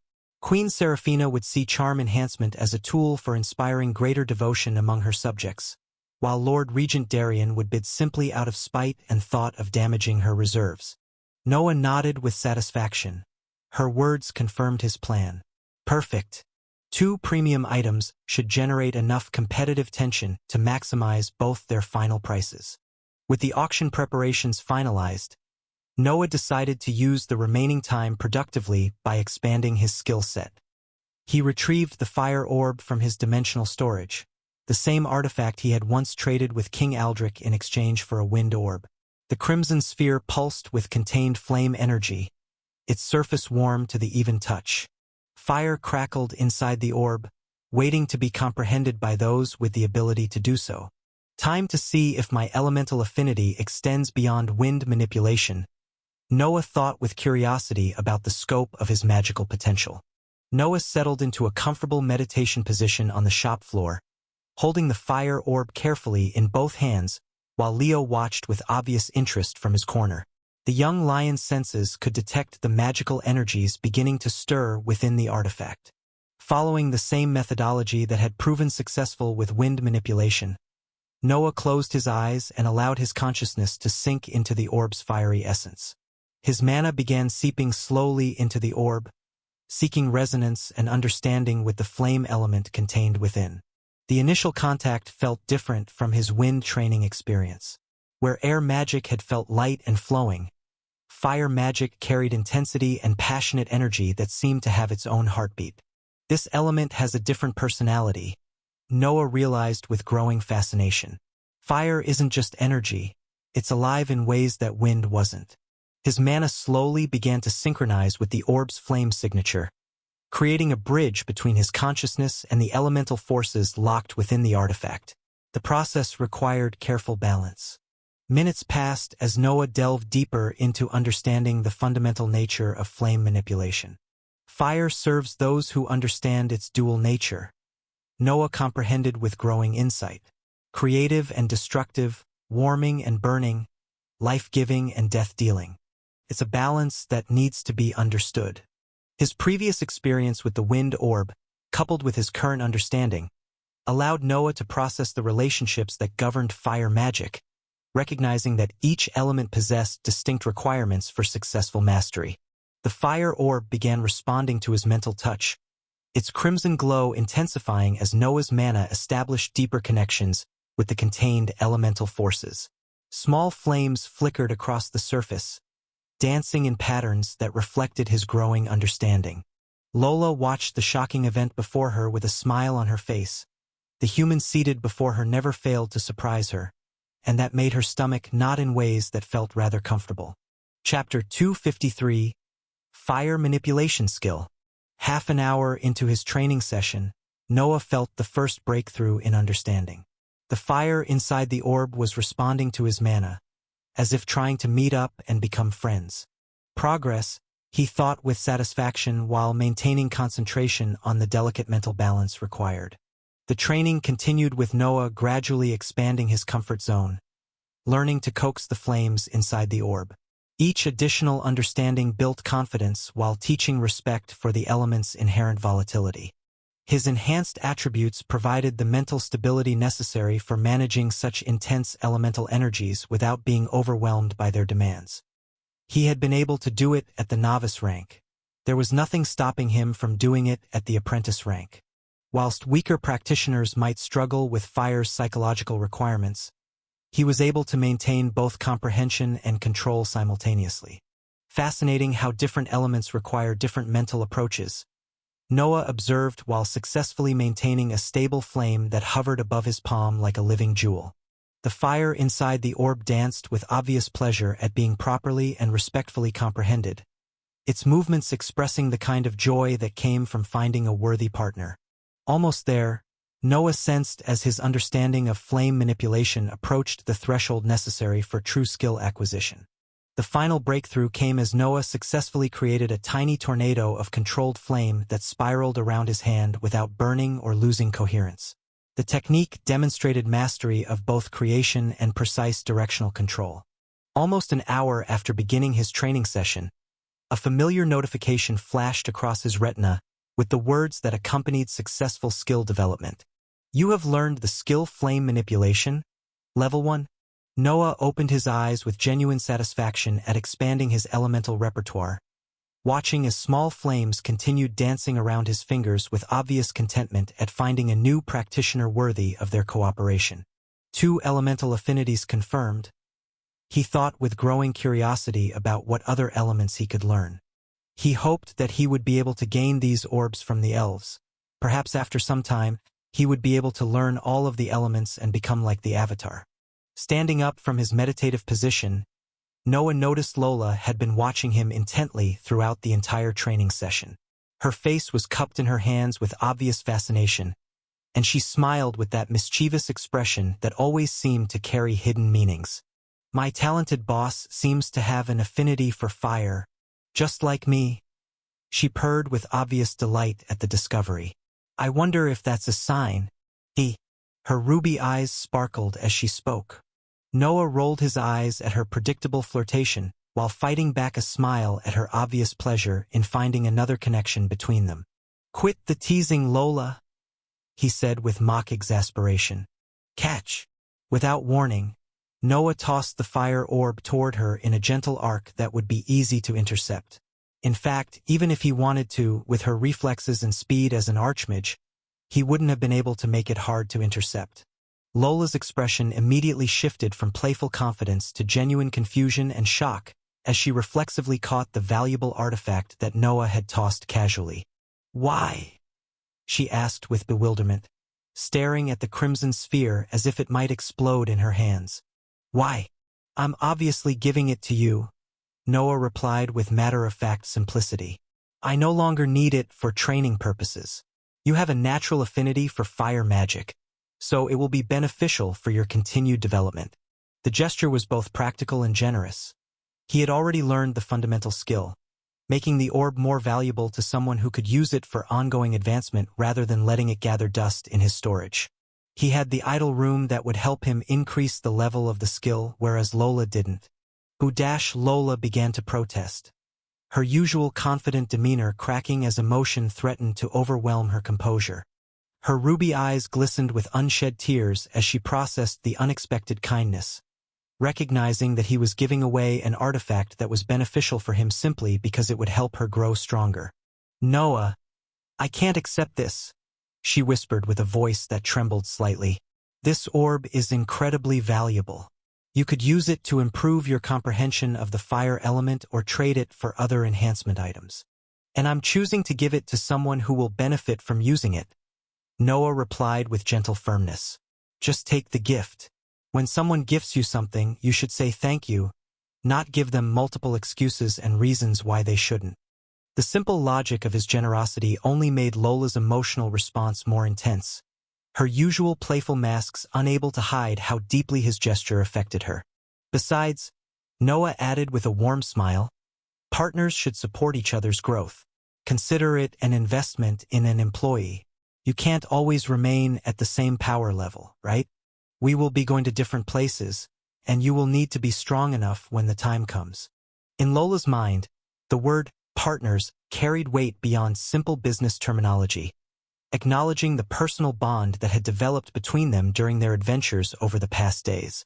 Lola clutched the fire orb to her chest with trembling hands, her typical confidence replaced by gratitude that spoke to how rarely she had experienced such unconditional generosity outside the time she was with Noah. "Thank you," she managed to say after a moment of silence. "This means more than you know." Noah smiled warmly, accepting her heartfelt thanks. "You're welcome. Use it well," he said, his tone filled with warmth. Lola carefully pocketed the flame orb. But as she secured the precious artifact, her mind went back to the issue at hand. "Time to prepare for the auction," she said with growing anticipation, her ruby eyes regaining their spark of mischief.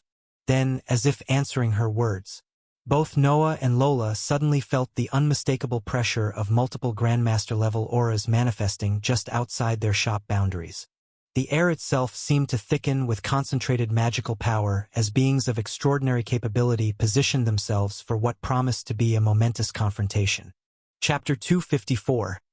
The auction begins. The neutral zone that had been peaceful moments before now thrummed with energy from practitioners, whose power levels exceeded anything the divided kingdoms typically deployed for simple commercial transactions. "They're not taking any chances," Noah observed with growing appreciation for the seriousness both factions were bringing to this auction. The magical signatures were impressive, multiple grandmasters from each kingdom, suggesting that both Queen Seraphina and Lord Regent Darian viewed this auction as a matter of national importance. Noah smirked with anticipation as he recognized the implications of such high-level attendance. "They're here," he announced with obvious satisfaction at the dramatic escalation his auction had generated. The presence of Grandmaster-level practitioners from both warring factions meant the bidding would likely reach astronomical levels, driven not just by the item's inherent value but by the necessity of denying such advantages to their enemies. "This is going to be the most profitable single transaction in my shop ever," Noah thought with excitement. The stage was set for economic warfare that would determine which faction gained access to enhancement capabilities that could reshape the balance of power in their decade-long conflict. Outside, the careful positioning of grandmasters from both kingdoms created a tense standoff that promised to explode into violence the moment the auction concluded, regardless of which side emerged victorious. "Ready to make history?" Noah asked Lola with growing anticipation for the money they were about to earn. "Always ready," Lola smirked with obvious relish. Together, both Noah and Lola made their way out of the shop, stepping into the neutral zone where the most expensive auction in the history of the idol shop was about to commence. It wasn't a long history with all things considered, especially since it was the second auction, but the fact remained that it was the most expensive one. Outside the shop, Noah immediately spotted the impressive gathering that had assembled for this momentous occasion. 5 grandmasters from each faction stood in carefully positioned formations that maintained the delicate balance between showing strength and avoiding immediate conflict. None of the assembled practitioners seemed to possess the supreme authority that would indicate the presence of a ruler. They all carried themselves with similar levels of confidence and power, suggesting that Queen Seraphina and Lord Regent Darian had chosen to observe from their castles rather than participate directly in the auction. Whether it was due to the conflict that might occur, arrogance that might have been bred inside their heart, Noah didn't particularly care about the absence of the highest leadership. As long as the money was present, that was all that mattered. The Grandmaster's presence possessed more than sufficient wealth and authority to make this auction legendary in its own right. They were the leader's representatives after all. He nodded respectfully toward the Grandmasters/Archmages from both factions, his gesture acknowledging their presence while maintaining the careful neutrality he had cultivated. Among the assembled crowd, Noah recognized Elena and Kale, though both carried themselves with significantly stronger magical presence than they had shown during their previous encounters. They had clearly advanced to Grandmaster rank since their last meeting, their auras radiating power. It was clear to Noah that both of these people had obviously used his items and advanced in rank. "Welcome, esteemed representatives of both kingdoms," Noah announced with courtesy that carried across the gathered crowd. "Thank you for attending this special auction event." The Grandmasters from both factions maintained their respectful distances while studying each other with the wary attention of experienced warriors evaluating potential opponents. "Thank you for the amazing auction, Shopkeeper Noah," both representatives said, their eyes fixed on Noah while simultaneously being alert to the enemy before them. "Before we begin, I want to remind everyone that this auction will be conducted under the same neutrality rules that govern all shop operations. No violence within 1 kilometer of this location, and equal opportunity for all participants." Murmurs of agreement rippled through both groups, though the underlying tension suggested that such restrictions would only hold as long as the auction itself remained in progress. Lola stepped forward with natural grace, assuming the role of auction host that Noah had entrusted to her. "Distinguished Grandmasters of both kingdoms, welcome to what promises to be the most significant auction in recent Elven history." Her ruby eyes swept across both factions with obvious satisfaction at the assembled wealth and power that had gathered for their commercial spectacle. "Tonight, we offer 2 extraordinary enhancement items that represent capabilities beyond anything currently available in the market," Lola continued with growing enthusiasm. Noah stepped forward, withdrawing the rose petal candy from his dimensional storage with care. The luxuriously wrapped confection was then placed in an open glass container for everyone to see. "Our first item," Noah announced while standing next to the container that was free for all participants to observe, "is the rose petal candy.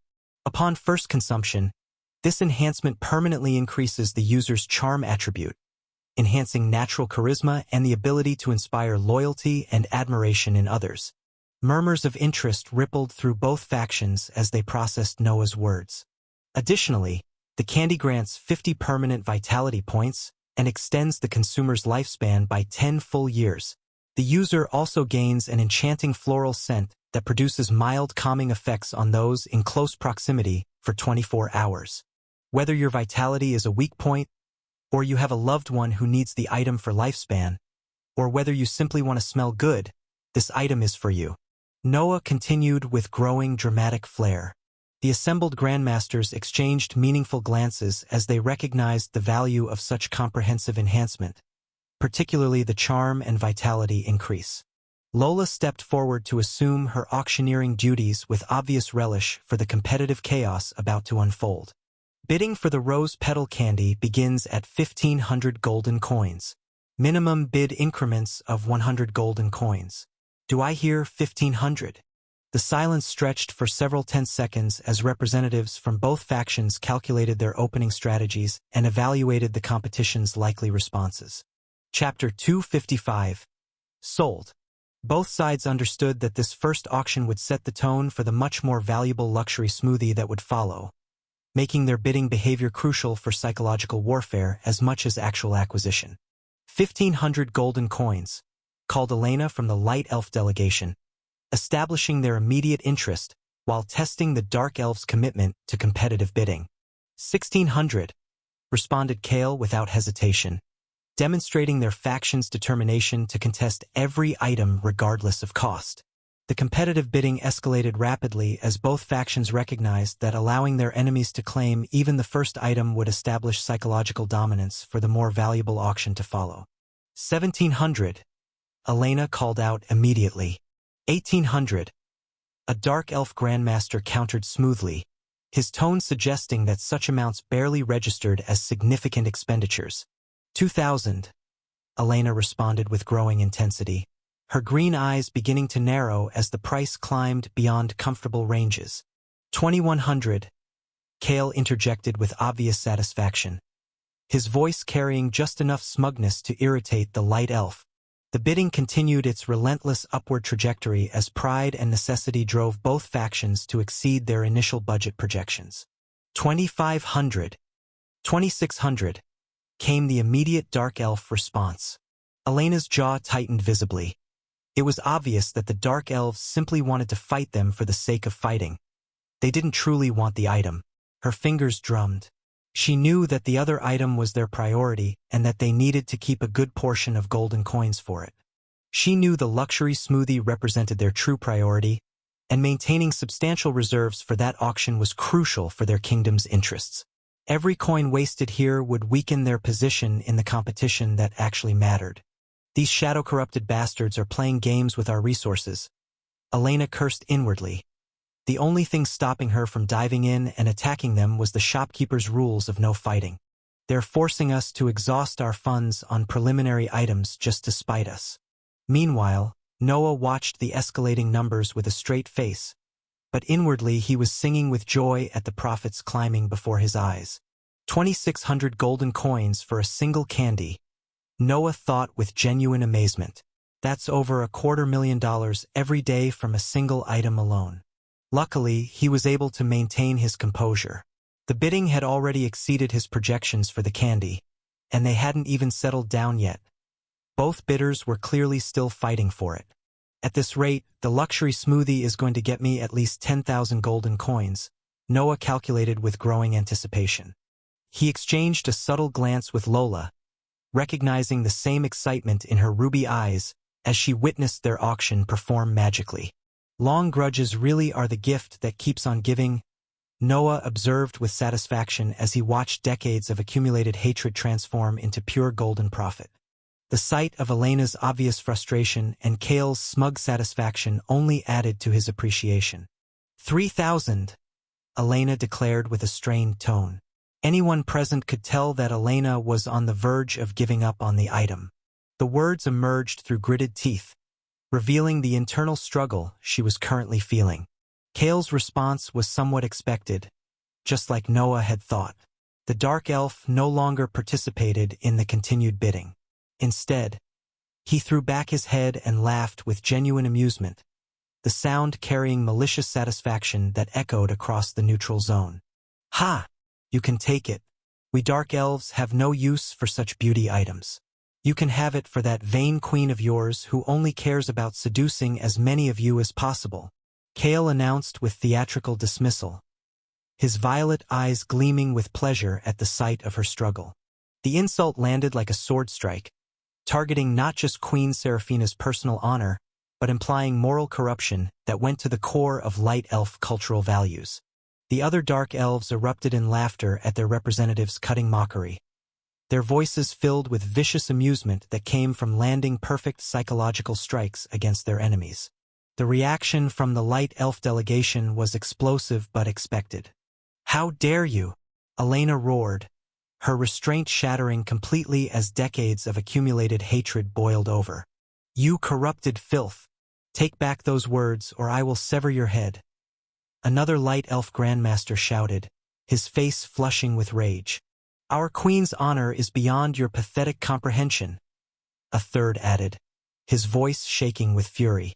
The entire light elf contingent flared with brilliance, their magical auras surging skyward in a cascade of raw light. The air itself seemed to burn as 5 grandmaster-level practitioners gathered their strength, each one brimming with enough destructive force to shatter battalions. They stood as guardians of their radiant queen, prepared to obliterate the intruders who had dared to trespass upon sacred ground. Across from them, the dark elves answered in kind. Shadow thickened around their bodies like liquid tar, writhing and snapping as if alive, eager to consume the light elves.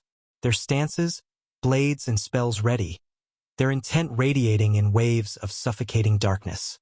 The neutral zone trembled under their combined fury. The earth itself seemed to groan, and invisible pressure crushed down on the space between them, as though 10 mountains pressed against one another with no room to yield. The tension teetered on a knife's edge. One misstep, one errant gesture, and devastation would follow, reshaping the land into a permanent scar. Noah understood exactly what that meant. Once these 10 unleashed their wrath, the archmages stationed along the borders would no longer stay idle.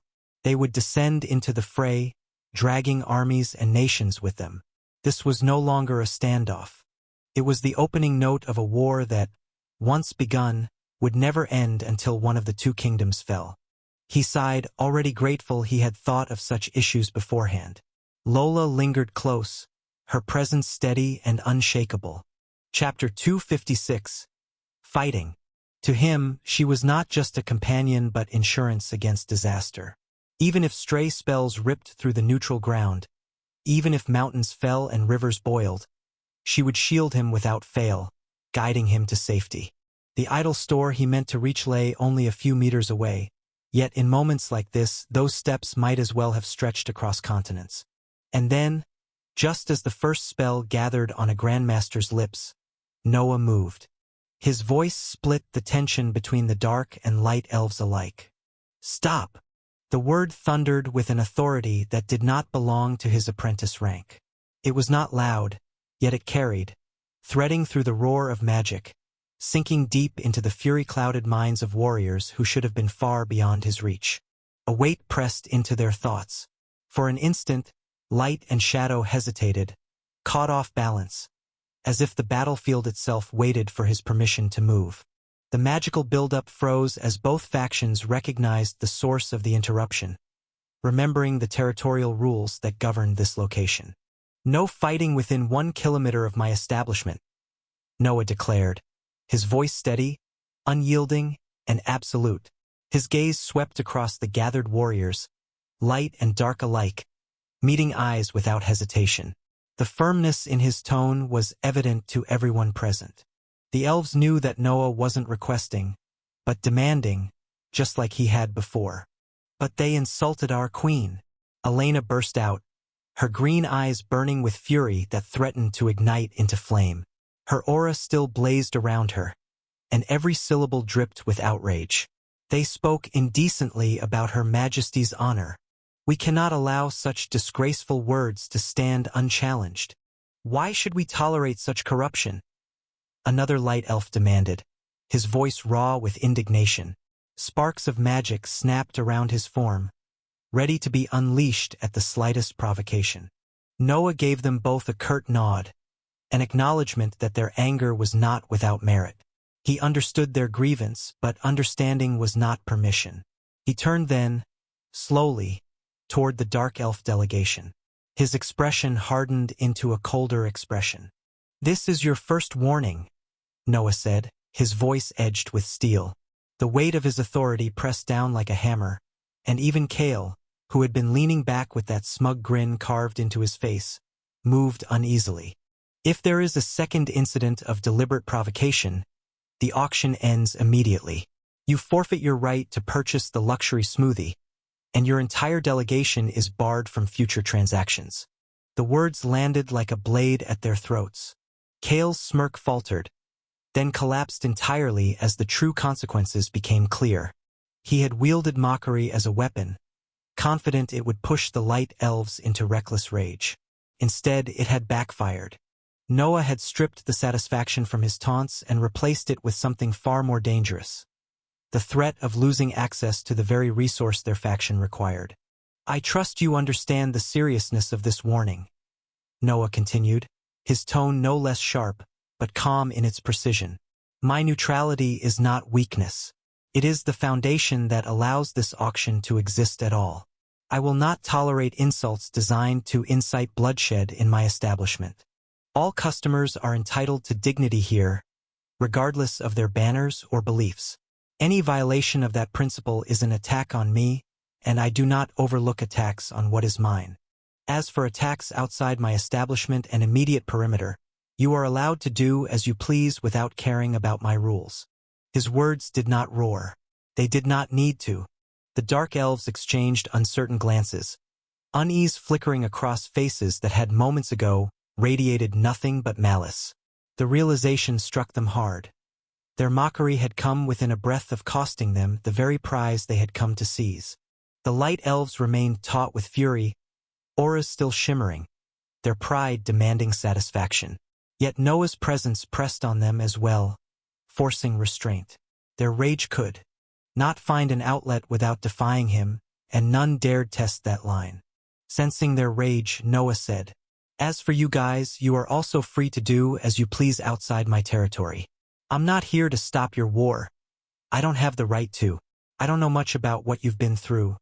Both of you, that is. So you can ignore or exact your revenge another time, away from my establishment. This was my rule from the beginning.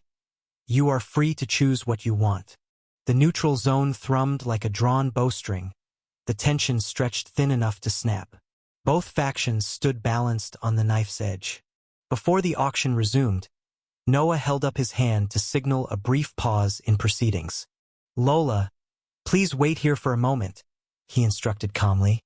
Both factions watched with curious attention as Noah disappeared into his shop, their magical auras still elevated, but their immediate combat readiness slightly diminished by uncertainty about his intentions.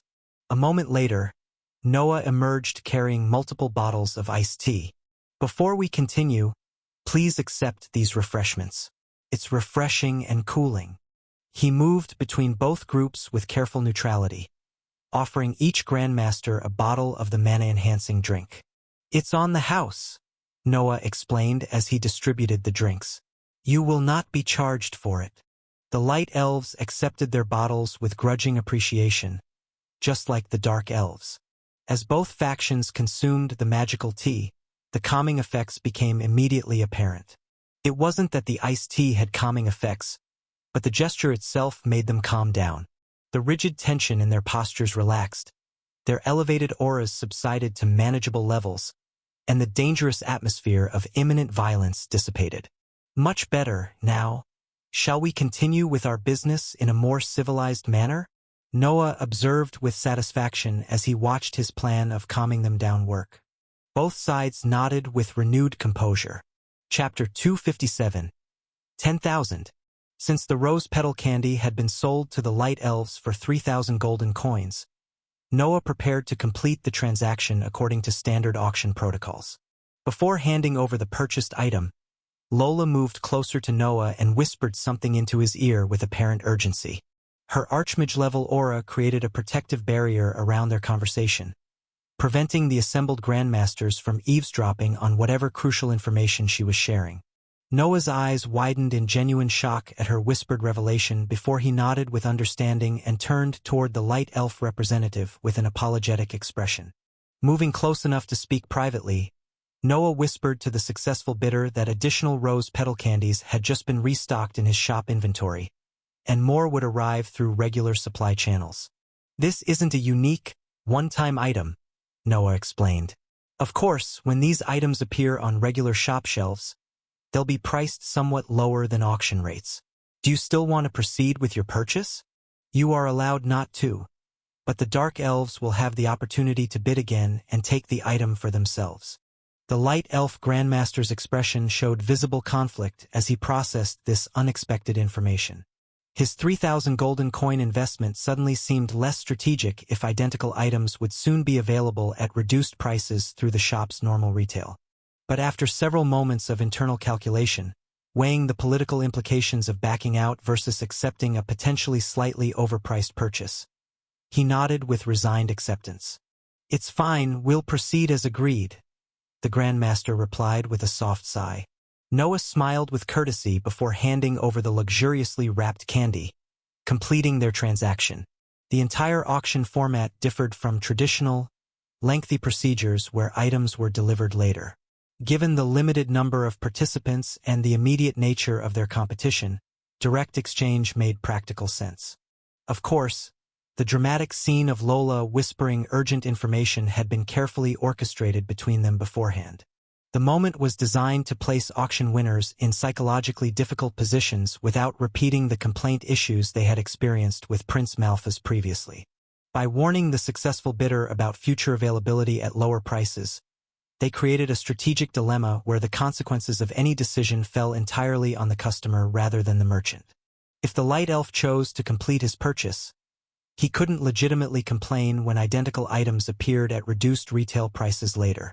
If he declined to proceed, he would lose face in front of their dark elf enemies, while potentially allowing those rivals to acquire the enhancement through subsequent bidding rounds. Although the ethics behind his actions seemed somewhat questionable, Noah wasn't technically lying. He would indeed only possess one rose petal candy unless somebody purchased it to unlock the automaker that would establish the supply channel for future production. New idle stream. Rose petal candy $300,000. Auto rose candy. Level 10.5 per hour max stock. 12/0/100 EXP. The notification flashed across his retina with the satisfying confirmation that his daily income had officially crossed the $1 million threshold. And the main auction event hadn't even begun yet. Noah's satisfaction was hidden as he processed the astronomical growth in his earning potential through strategic pricing and competitive bidding between these two enemies. Noah announced with energy. Now then, we proceed to our main attraction, the item that has drawn your distinguished attendance from both kingdoms.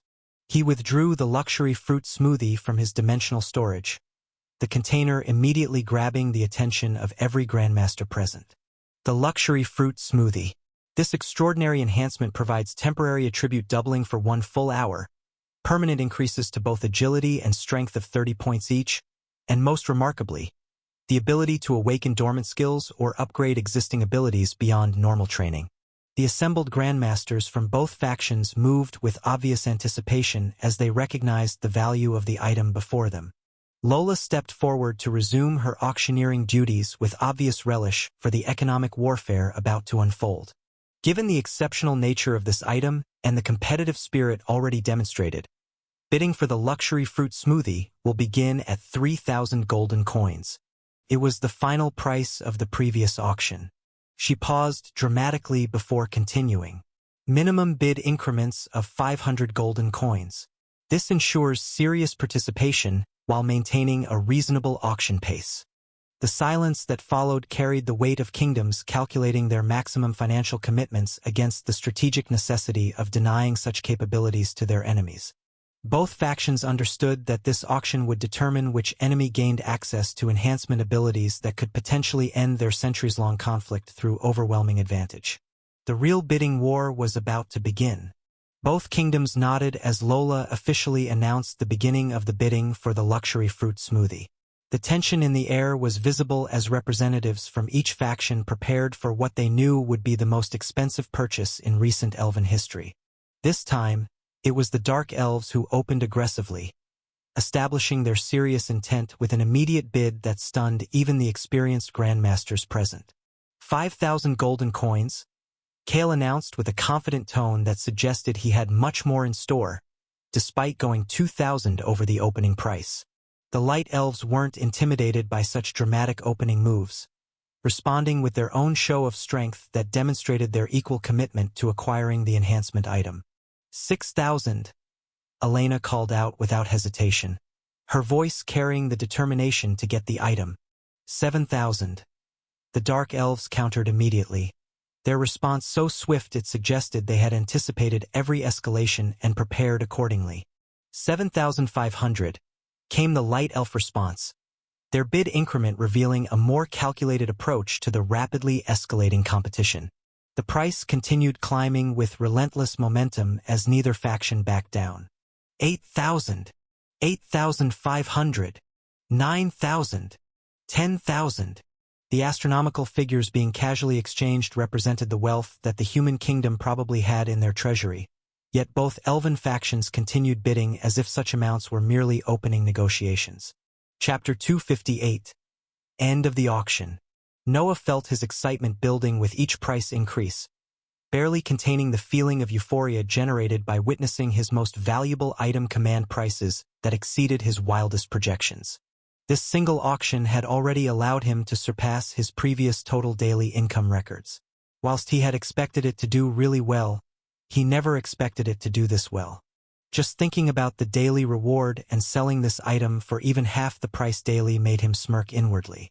His plan of purchasing items rather than spending money on materialistic things on Earth had worked its wonders.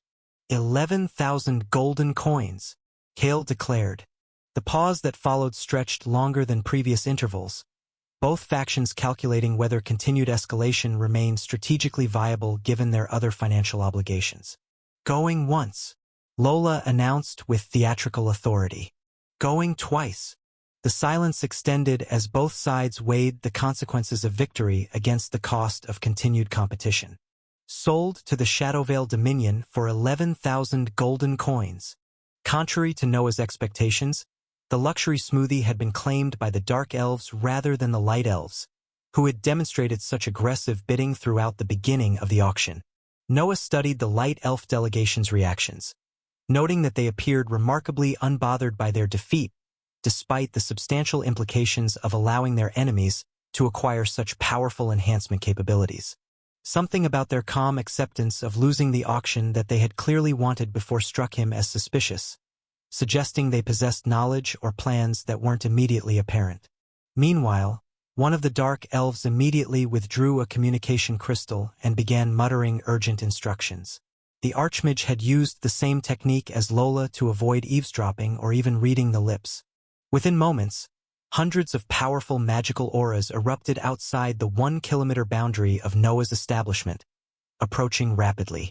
The Light Elves responded to this massive force deployment by manifesting their own extensive presence, Archmages and Masters materializing from concealed positions to create a balanced standoff that surrounded the neutral zone completely. Though no immediate fighting occurred, the sheer scale of forces now positioned around his shop made Noah realize why the Light Elves had stopped bidding so abruptly. They had received orders to end the auction quickly rather than continuing the financial competition, probably recognizing that the real battle would be decided through action rather than economic warfare. These cunning strategists could have raised the price significantly higher, but they had chosen to end the auction early for whatever conflict was about to unfold beyond his territorial boundaries. What Noah didn't know was that his sudden move with the rose petal candy had prompted this change. The Light Elves felt somewhat scammed and decided to reduce the gain that Noah would have gotten. Cale approached Noah to complete the transaction, showing no concern for the mounting tensions or the astronomical price he had just paid for a single enhancement item. Noah quickly seized the opportunity to deliver his standard post-auction disclaimer about future availability and pricing, though Cale seemed entirely uninterested in such commercial details.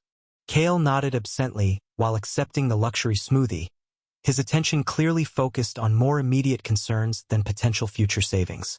With the transaction completed, Cale immediately returned to his delegation to participate in whatever operations they had planned for the post-auction period. The massive forces now surrounding his establishment created an atmosphere of impending warfare that made even Lola visibly nervous despite her Grandmaster-level capabilities. The auction is officially concluded, Noah announced hastily, recognizing that prolonging their exposure to such an overwhelming presence would be extremely unwise. Both he and Lola retreated rapidly toward the safety of his shop as the reality of their situation became clear. Lola's Archmage-level power, formidable as it was against normal opponents, meant nothing when facing dozens of Masters and Archmages from both kingdoms. She couldn't protect herself against such overwhelming numbers, let alone provide meaningful protection for Noah in what promised to be a very devastating magical battle. The auction had been spectacularly profitable, but the aftermath threatened to engulf his entire operation in the kind of warfare that could reshape kingdoms permanently. The auras that had erupted from both kingdoms converged rapidly, creating a dense formation designed to obscure the luxury smoothie's actual location through deliberate misdirection. The Dark Elves implemented sophisticated protocol, shuffling their most valuable acquisition between multiple carriers to prevent enemy forces from identifying and targeting the genuine recipient. Elena observed the complex defensive maneuvers with calculating eyes before turning toward a blind elf archmage, who stood beside her with serene composure despite the mounting tensions. The woman wore a dark cloth binding across her eyes that concealed whatever injury or condition had claimed her sight, but her other senses had developed beyond normal elven capabilities in compensation. Her enhanced perception operated with precision that surpassed conventional vision, detecting magical signatures, movement patterns, and energy fluctuations with supernatural accuracy. Where others saw only a chaotic mass of dark elves employing a technique to hide the item from them, the blind archmage processed individual magical auras like distinct fingerprints that couldn't be disguised through simple positioning changes. "Can you identify the carrier?" Elena whispered with urgency, recognizing that their entire strategic response depended on accurate intelligence about the smoothie's location. The blind elf tilted her head slightly, her senses analyzing the dark elf formation with focus. Her ability to detect subtle variations in magical emanations made her invaluable for penetrating exactly this type of misdirection. "Third row, second from the left," she reported with absolute confidence. The luxury smoothie's unique, magical signature is unmistakable despite their shuffling attempts. "It's in his storage ring. He was the last person with the item." Her perception had successfully penetrated the dark elf's careful deception, identifying which specific individual carried the enhancement item that both kingdoms considered worth triggering major military confrontations to control.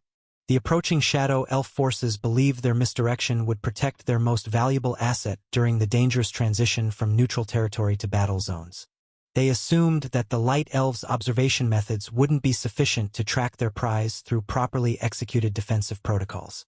But they hadn't accounted for the light elves' new specialized intelligence archmage that had recently emerged. Chapter 259, Distress. Elena's expression softened with satisfaction. They were able to dismantle the phantom strategy that the corrupted elves had tried to deploy to hide the smoothie. Prepare targeting coordinates. Focus all efforts on the identified carrier. Once they cross the boundary, we strike immediately, one of the archmages of the light elves said, with a serious expression on his face. The stage was set for an assault that would catch the dark elves completely unprepared, their careful defensive planning rendered useless by capabilities they hadn't known existed within their enemies' ranks. The luxury smoothie had cost 11,000 golden coins, but the real battle for its possession was only just beginning. The moment both armies crossed the 1-kilometer boundary, the accumulated hatred of centuries erupted into devastating magical warfare that transformed the landscape into a hellscape of elemental destruction. Crash. Boom. The first exchange came from opposing grandmasters who had consumed Noah's enhancement items, their capabilities amplified far beyond normal archmage levels. A light elf wielding light element clashed directly with a shadow elf manipulating pure darkness, their collision creating an explosion that carved a crater 30 feet across. Whoosh! Crack! Fire and ice battled overhead as two grandmasters hurled opposing elemental forces at each other with enhanced strength. The elves didn't just have an affinity for light or darkness. In fact, very few had an affinity for any of these two elements. Most elves had an affinity for the 4 natural elements: fire, water, wind, and earth. The fire mage's flames burned white-hot from protein bar enhancement, while the ice wielders frozen icicles and spears. The blind elf archmage had accurately identified the smoothie carrier, and Elena's forces focused their assault. Multiple grandmasters converged on the targeted dark elf through spellcasting that would have overwhelmed any normal practitioner. Tum! Sizzle! Lightning chains erupted from 3 different light elf casters simultaneously, their enhanced mana capacity allowing them to maintain devastating attack spells that should have drained their mana reserves completely. But the dark elves had consumed identical enhancement items, and their carrier possessed the endurance to survive the focused assault, while his companions retaliated with shadow magic that seemed to devour light itself. Rumble. Crash. The ground shook as an earth-wielding grandmaster ate a rice cake before his aura amplified significantly from the intelligence enhancement that the item had given him. He manipulated the battlefield itself, raising stone barriers to block attacks and enemies alike. Screech. Boom. Wind and shadow collided as aerial combatants engaged in a fight that sent shockwaves rippling across the neutral zone. Their spiritual sight abilities allowed them to detect and counterattacks that should have been difficult to dodge, let alone counterattack. The battle escalated beyond normal magical combat as enhanced practitioners on both sides demonstrated powers that redefined the possible. Spells that should have required minutes of preparation emerged in seconds. Defensive barriers that normally lasted moments endured for minutes. Multiple combatants fell as the battle continued raging. Crack. Sizzle. Boom. The landscape bore the scars of amplified destruction as crater-sized spell impacts reshaped the terrain permanently. Craters filled the terrain with flames, consuming people and nature alike. Shadow and light magic clashed with intensity. Whoosh. Crash. Rumble. A grandmaster who had drunk an energy drink demonstrated incredible speed. His movements broke the sound barrier, indicating that his speed had broken the speed of sound. The blind elf's supernatural senses allowed her to coordinate light elf forces with devastating precision, directing them to stop the courier of the smoothie from escaping. Multiple couriers had died during the process, with new ones constantly taking over before the cycle repeated. Tum. Sizzle. Crack. But the dark elves weren't to scoff at. With every death on their side, they managed to take a light elf with them. The devastation spread beyond the immediate combat zone as missed spells and deflected attacks created secondary destruction that would take a long time to heal. Ancient landmarks vanished under magical bombardment that exceeded anything the kingdoms had witnessed during their decades of war. Noah and Lola watched the carnage from their shop entrance with growing horror, both practitioners recognizing that this wasn't conventional Grandmaster combat. These were enhanced warriors whose capabilities exceeded normal Grandmasters through consumption of Noah's enhancement items. The tremors reaching their safe neutral zone demonstrated the unprecedented scale of destruction being unleashed by combatants whose power levels had been artificially amplified. For the first time since opening his interdimensional business, Noah found himself questioning whether selling such powerful enhancement items to warring factions had been ethically responsible. He had known intellectually that customers would eventually use his products for warfare, but witnessing firsthand the amplified devastation caused by his enhancement items created a moral crisis he hadn't anticipated. The battle raged with supernatural intensity, as both sides demonstrated that ancient grudges combined with artificial enhancement could produce conflicts that transcended normal magical warfare entirely. The landscape would possibly never recover from what his business decisions had made possible. Crash. Boom. Tum. The enhanced battle continued with devastating force that made Noah wonder if his pursuit of profit had unleashed something that no amount of wealth could justify. Death. Sensing Noah's distress at what he was witnessing, Lola recognized the internal conflict written across his face. She could tell that Noah was starting to feel responsible for such destruction. Without any warning, she stepped behind him and wrapped her arms around his torso. Her body pressed gently against his back in a gesture that offered comfort. Noah's eyes widened in shock at the unexpected embrace, and before he could voice his surprise, Lola began speaking with quiet conviction. "You're blaming yourself for this, aren't you?" she said softly, her usual playful tone replaced by a gentle one. "I can see it in the way you're watching, like you're carrying the weight of every spell they cast." Lola's arms tightened slightly around Noah, offering her steady support to him. Lola's feelings were on display.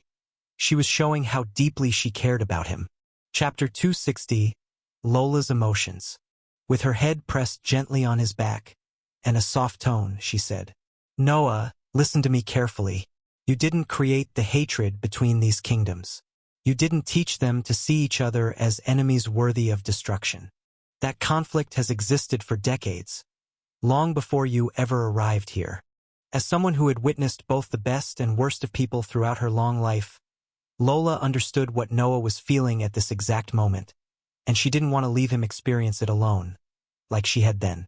"What you're seeing out there, that's not your responsibility. It's theirs. They chose to use your items for war instead of growth, for destruction instead of prosperity. That choice belongs to them, not to you." Noah remained silent, but she could feel some of the tension in his posture beginning to ease as her words reached the part of him that needed to hear them. With a gentle but honest voice, Lola said, "I know it's hard to watch. It hurts to see something you created being twisted into an instrument of pain. But consider this. How many people have been healed by your bread? How many lives have been saved by your enhancement items when they were used properly?" Her voice grew warmer as she continued. "You've given people hope, strength, and the ability to protect themselves and their loved ones. You've created opportunities for growth and advancement that never existed before in Esta. Those positive impacts don't disappear just because some choose to misuse your gifts." She paused, allowing her words to settle before offering a different perspective. "And even this battle, terrible as it is, might finally force both kingdoms to confront the futility of their endless war.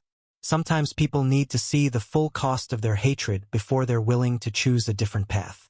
Lola's embrace remained like an anchor to Noah, her presence offering him the support he needed. Whilst Noah's mind has been strengthened, he was still just a normal human a few weeks ago. It was normal for him to be affected. Whilst he killed many monsters, he had yet to kill a single humanoid creature. Sure, he was also the reason why Richard and other nobles were killed, but they deserved their death. They had betrayed their people and kingdom for profit. "You're a good person, Noah. A good person who's given others the tools to be better than they were. If they choose to use those tools for destruction instead of construction, that reflects their character, not yours." Lola's final words were filled with wisdom, before she stayed silent and simply hugged Noah, spreading her warmth across his body.